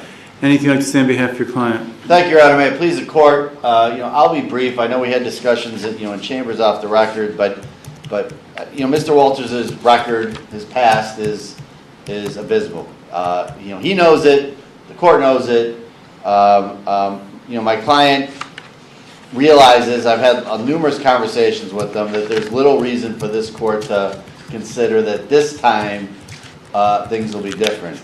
But I'm actually here to tell the court, I believe this time may actually be different. And the reason I'm saying that is because ever since I met Mr. Walters on this case, which was January of this past year, he said nothing else but, I just want to go to treatment. I'm sick and tired of this life, of in and out of prison, of using drugs. I want to change my life around. He's told me he's never really had a full chance at a treatment facility. Now, fair enough, it was brought up that he could have done it on his own, and that's very true. I suppose all this time he could have done it on his own, and he didn't. But he's here today with a new case asking for help. And he even told me, he said, Bill, the judge could send me to prison. I've been there before. He goes, but all I want is treatment. Get me treatment first, and then I'll do my time. Let me go to treatment to deal with my addiction, and then I can go do my time. And I think that's very telling, Your Honor, because obviously most of my clients would never say that. You're going to hear from him in just a minute. We're here hand in hand, Your Honor. I know there's very little reason for the court to believe that he would be successful if this court were to consider probation. But I'm here to tell the court, if you give him that one chance and he screws it up, well, he knows where he's going. So I'm asking the court to just give him that one chance. Let him show you that he means business, that he really wants sobriety, and give him that opportunity to hopefully put this behind him. Thank you, Your Honor. Thank you.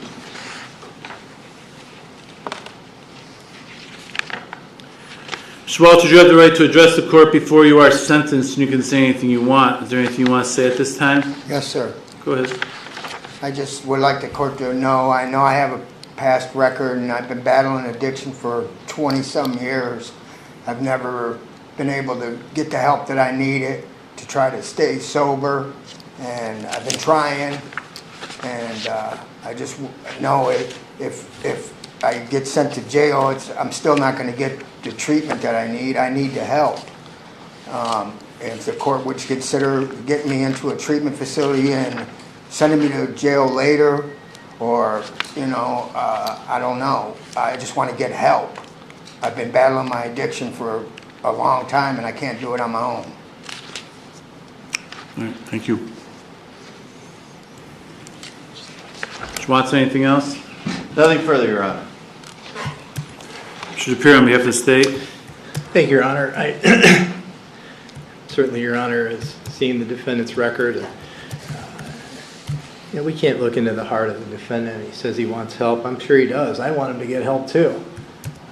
I don't want him to keep committing crimes and stealing batteries from Sheetz and winding up in jail, things like this. He's had minimal opportunities in the last few years. In 2022 and in 2023, he was ordered by the Painesville Municipal Court to go get assessed for drug and alcohol evaluation and treatment. I don't know that he ever did that. Maybe he wasn't ready for it. He's ready for it now. But I can't say, based on the history here, that I can recommend that the defendant is amenable to community control sanctions, Your Honor. The prognosis from the Lake Geauga Recovery Centers on his drug and alcohol evaluation was that he has a fair prognosis if he follows the 9 recommendations that they made, which are pretty steep, and I just can't recommend to the court that he is amenable to do that. So the that would leave prison as a sentence here. The defendant does have credit for 115 days, Your Honor. Thank you. Thank you. I'm gonna sneeze, I'm sorry. Nice. God bless.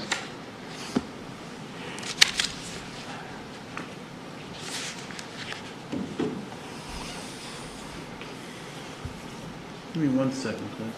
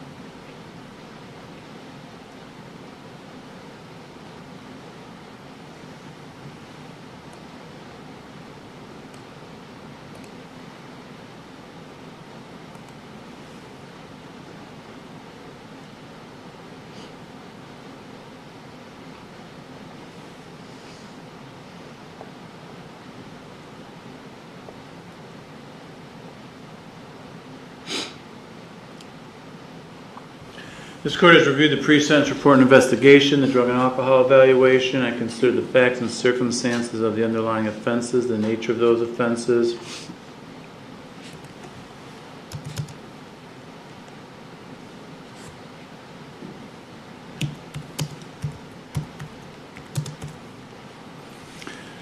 I've considered what's been said here in court today by Mr. Walters, Mr. Watson, the prosecutor, the recommendations. All this is considered in light of the purposes and principles of felony sentencing set forth in 29-2911 of the revised code. As for the factors in 29-2912, there is nothing factually that stands out about the case which would indicate it's any more or less serious than what normally constitutes the commission of these offenses. As for recidivism factors, almost all of these are present. The defendant has a lengthy criminal history, goes back 36 years to 1990. He has served multiple prison terms.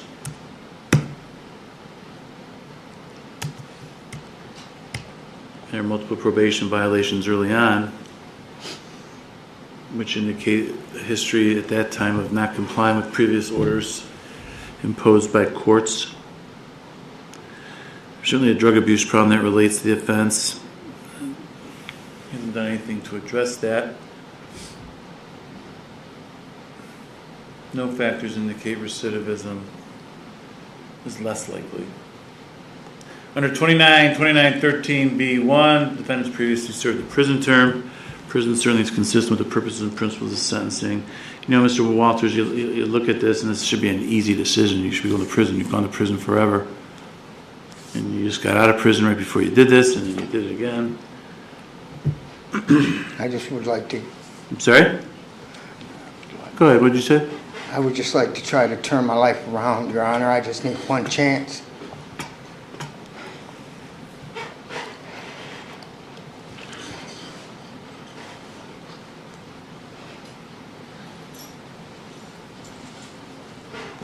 Well, this will go against everything that I've ever done, but I'll give you that one chance, Mr. Walters. And look at the history. You've never had, I know you did some MAT, medically assisted treatment, but you've never been to a facility or treatment center, at least that I could see. I think you did JTP one time years and years ago. But you've never been to a residential facility. I'm going to give you one shot. But it's one shot. We're not going to come back here on a probation violation with some story of, whoa, that something horrible happened. Maybe something really did happen poorly. Relapsing and using drugs is not going to be the answer to that. It's not going to be an excuse for that. You're going to get one shot. And then if it doesn't work out, I'm going to go to prison, and then we're done with this. I mean, then when you come back here, you can't say this anymore. You can't say I've never been given a chance, I've never had treatment. So this is your chance. If you're sincere about this, you'll take advantage of it. If it's just BS to try to not have to go to prison, we'll find that out quick enough, quite frankly. Maybe you can turn this around. 54 years old now, I think, if I'm remembering right, from what I read. But again, don't plan on coming back here in violation with something happened, here's what happened, here's the reason I relapsed. But I was doing so well at the time. I mean, I've heard it all. I can tell you all the different excuses. I'm not going to buy any of that. So just make sure you know that. I'll put you on community control sanctions for a period of 30 months. I'm going to order that you serve 180 days in jail. You have credit for 115. I'm going to order that as soon as a bed's available at either Lake House or Concord Pines, that you can be released from the jail. And that may be pretty quick. I don't think there's much of a wait, but 180 days is just have more than enough time. As soon as that bed's available, you're to enter either Concord Pines or Lake House. Successfully complete that program and follow all their aftercare recommendations. Any balance of jail time of that 180 days will be vacated. Complete that program, follow all their aftercare recommendations. Further conditions are going to be then no drugs or alcohol. You have to submit random urine screens. They have to be negative. A positive screen's a violation. You can't screw around with the urine samples, bring in fake urine, someone else's urine, anything like that. If you do that, quite frankly, that's worse than testing positive to me. You to attend 3 to 4 AA meetings a week, have a sponsor. To obtain and maintain full-time employment, you need to work full-time. Keep yourself busy so you don't just have sitting around with nothing to do, finding trouble. You'd have one doctor and one dentist that could prescribe you medication, one pharmacy where you get prescriptions filled. If you have a specialist, that's fine too, but probation needs to know who the doctors are that are giving you prescriptions and where you get it filled, and you can't go anywhere else. You need to sign whatever releases they need you to sign, so if they need to talk to counselors or doctors, they can do that. You're to pay your court costs and supervision fees. Order the forfeiture of the contraband in the instrumentalities set forth in the specification of count 1 and 2. I'll dismiss counts 3 and 4 as agreed upon at this time.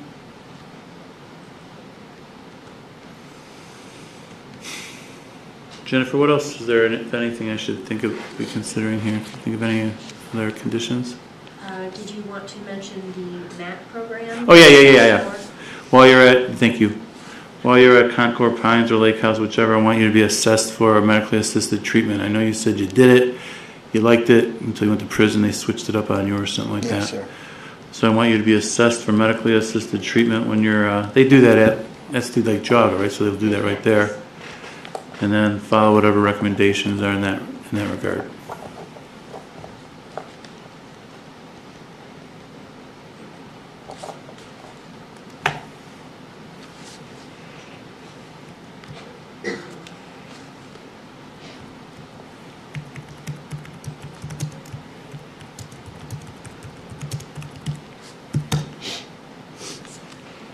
So, Mr. Walters, you understand the conditions of your community control sanctions? Yes, sir. Any questions for me? No, sir.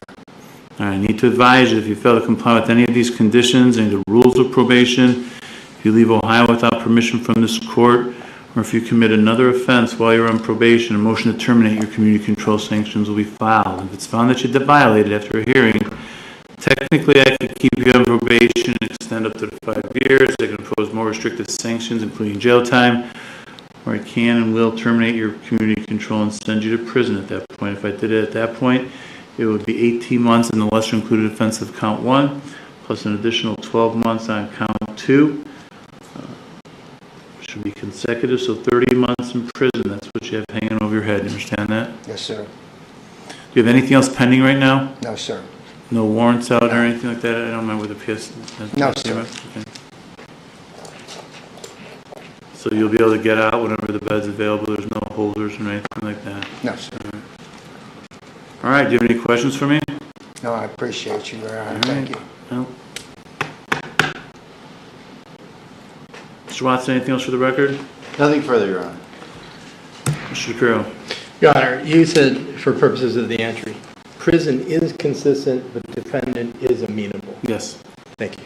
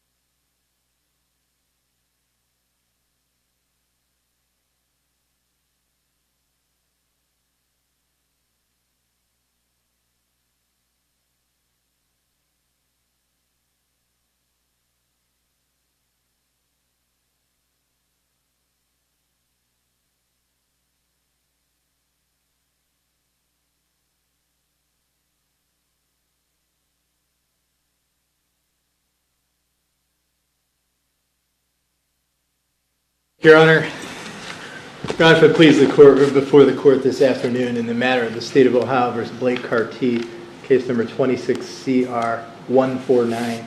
The defendant is present in the courtroom with his attorney, Nicole Novotny. We're before the court for purposes of sentencing, the defendant having pleaded guilty by way of information to one count felony of the 4th degree failure to comply, one count felony of the 5th degree unauthorized use of motor vehicle, and one count F5 possession of cocaine. Parties are ready to go forward, Your Honor.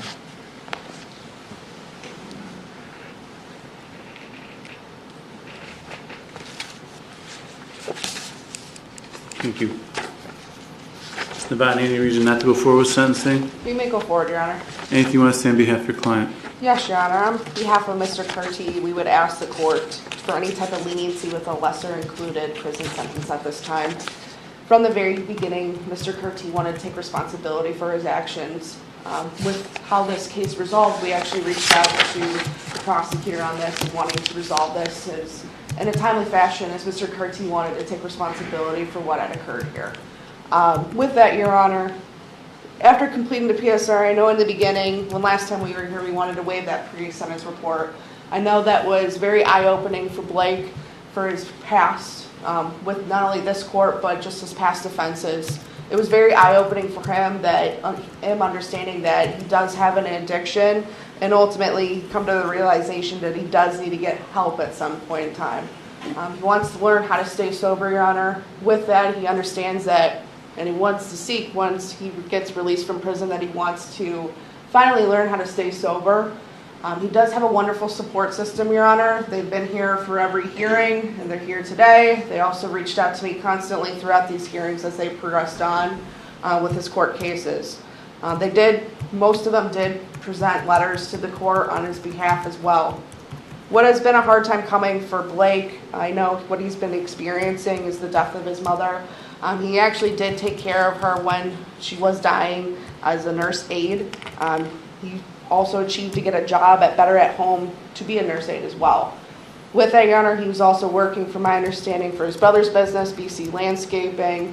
It is one of his goals and long-term goals that he wants to complete his GED as well, Your Honor, and as well as to achieve his own landscaping and tree business once he's out. Not only that, we're just asking for any type of leniency with the prison sentence. From my understanding, he does have 9 days of credit on his case here with us, and we're just asking for any type of leniency when it comes to a prison sentence at this time. Thank you. Thank you, Mr. Carty. You have the right to address the court before your sentence. You can say anything you want. Is there anything you want to say? Yeah, there is. Here, can you grab this for me? Sorry. You're welcome. Usually it's kind of hard to say what you want to say in the moment, you know, so I wanted to write what I wanted to say while I was fine. If you want to sit, you can. I won't. That doesn't. Okay. If it's easier, I don't interpret that as disrespect or anything. Thanks. It's easier to be sitting down. I just wrote something short just for sentencing day because I already sent you a letter. I wrote that I was going to read in court before. I first would like to apologize to you, Your Honor, the court, and my family for having to deal with me and my problems and stupidity. I've had 3 months now to do nothing but sit here and think. I've thought about right and wrong. I've thought about who's been there for me wholeheartedly during my hard time. I've thought about my hard time.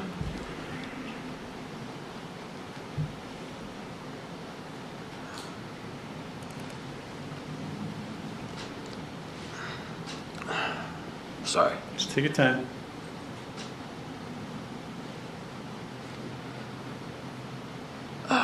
I've thought about my kids, my plans, my goals. Most importantly, I've thought about my future and how I want life to be.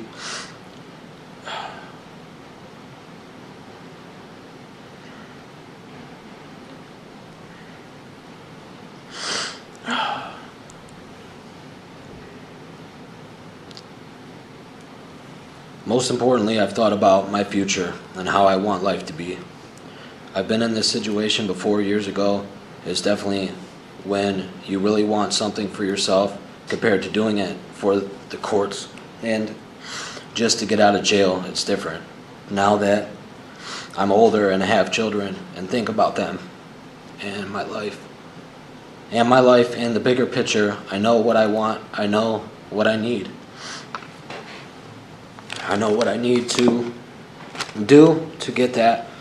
I'm 100% owning up to what I've done and accepting the punishment I receive, all the things I didn't care to use in prison before I plan to use, AA meetings, NA meetings, actually doing things like that, 12 steps, get a sponsor, reentry program, stuff like that can help me with, just about,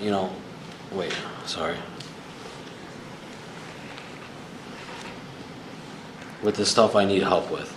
Number one thing is I'm going to have them help me get into maybe a sober living house or, halfway house or, something along those lines to get, back into society the right way. I'm going to use everything I can to help and better myself for my kids and my family and myself. This will be my last time going through any of this. I'm making sure I get it right this time. I want to do it because that's what I want and I need. Not because I'm forced to do this. I'm very excited actually because I know what I have to do and want it.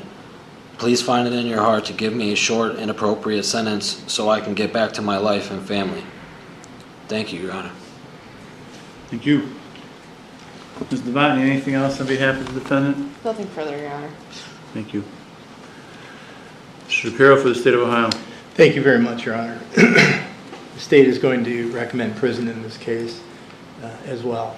And based on the defendant's criminal history and the defendant's not amenable to community control sanctions, of course, Your Honor knows that prison term must run consecutive on these, the failure to comply, and the other count have to run consecutive by law, by statute there. The state would ask, pursuant to the agreement, for forfeiture of there was a film canister that had cocaine residue in it. Also, at the time the defendant was arrested, Your Honor, he had the car key to the unauthorized use, that car he was using, he had the key to it, so it asked for forfeiture of that key as well, just so the police can get rid of that key. What's the first thing that you wanted to forfeit? The defendant had cocaine on him, the possession of cocaine. It was in a small little film canister that was in his pocket, had cocaine residue on it. So that's in the evidence room at the Mentor Police Department, just by agreement. Yeah. It was contraband. I'm just telling you specifically what it is, okay. Looking at the report here. I've spoken with the vehicle owner in this case, Mr. Devin Dillon, and he is not requesting that the court order any restitution for any out-of-pocket loss that he occasioned from the defendant's conduct. And Mr. Dillon told me his words were that he trusts the court's discretion to do the right thing, and that as far as he's concerned, he wants this to be water under the bridge, because this is the family member of his. So I told him I would let the court know that the defendant does have credit for 9 days, and the court would trust the court's discretion to fashion an appropriate prison term here. Thank you.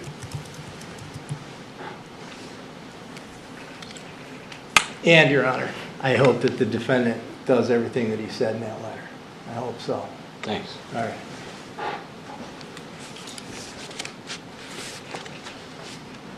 This court reviewed the pre-sentence report and investigation. I received the victim impact statement. I've read and considered that. I received several letters and correspondence from family members and acquaintances of the defendant. A letter from the defendant himself. I've read all those and considered those. I've considered what's been said here today. All that's considered in light of the purposes and principles of felony sentencing set forth in 2911 of the revised code. So the factors in 2912, nothing stands out factually indicating it's more or less serious. Recidivism factors, defendant has pretty lengthy criminal history. He's previously served a prison term.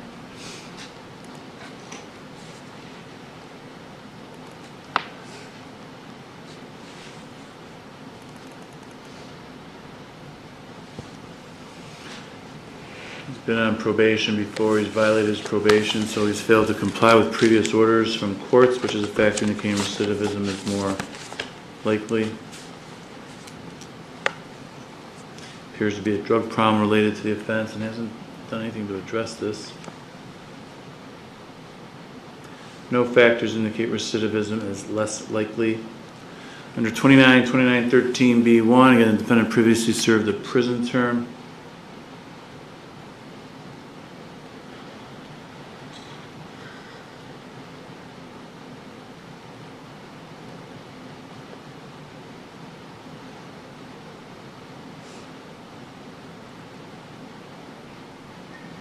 Prison is consistent with the purposes and principles of sentencing.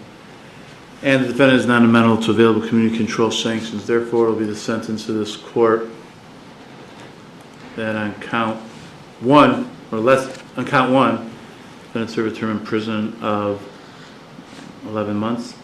On counts 2 and 3, he served a prison term of 6 months. Counts 2 and 3 will be concurrent with each other, but by statute must be consecutive to count 1 for an overall total of 17 months in prison. He has credit for 9 days.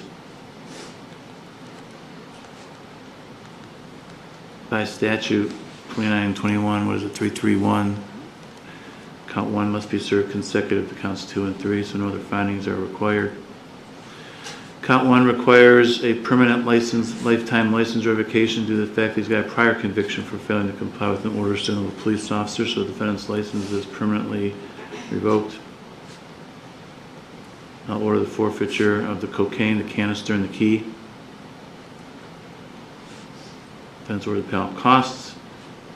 Need to advise you upon your release, you could be placed on post-release control for up to 2 years. If you are and you violate any of those conditions, the parole authority may return you to prison as punishment for violating their rules for another 8.5 months, the maximum being 50% of the term I just imposed. Any additional prison term imposed for violating post-release control is being imposed as part of the sentence at this time.